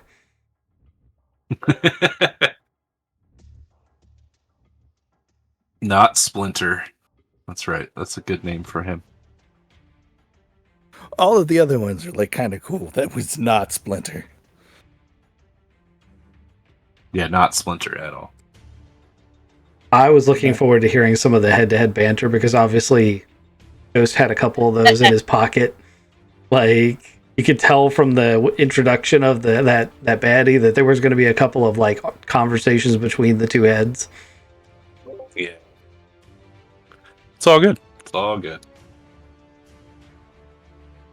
Splinter gave Mikey his nunchucks because he's the most impulsive and that takes the longest to master. Gave Donatello the stick, even though he's the most technologically advanced. He gave Raph the size. Sorry. A bow versus a stick. And you know, Mikey, he ended up with a grapple hook later on. Oh no, he changed out his size, which, as the most aggressive one, he got a defensive weapon. Yeah. Donatello had the bow staff. But yeah, you're right. He was the tech expert and inventor. Like the brains of the group. He And- gave him a stick. Leonardo had like twin katanas though, because he was, you know, the disciplined leader. All right, let's end this on a cowabunga. Yep. And I appreciate you guys. Been awesome. Thank you guys. And we'll see everybody next time. Cowabunga, dude.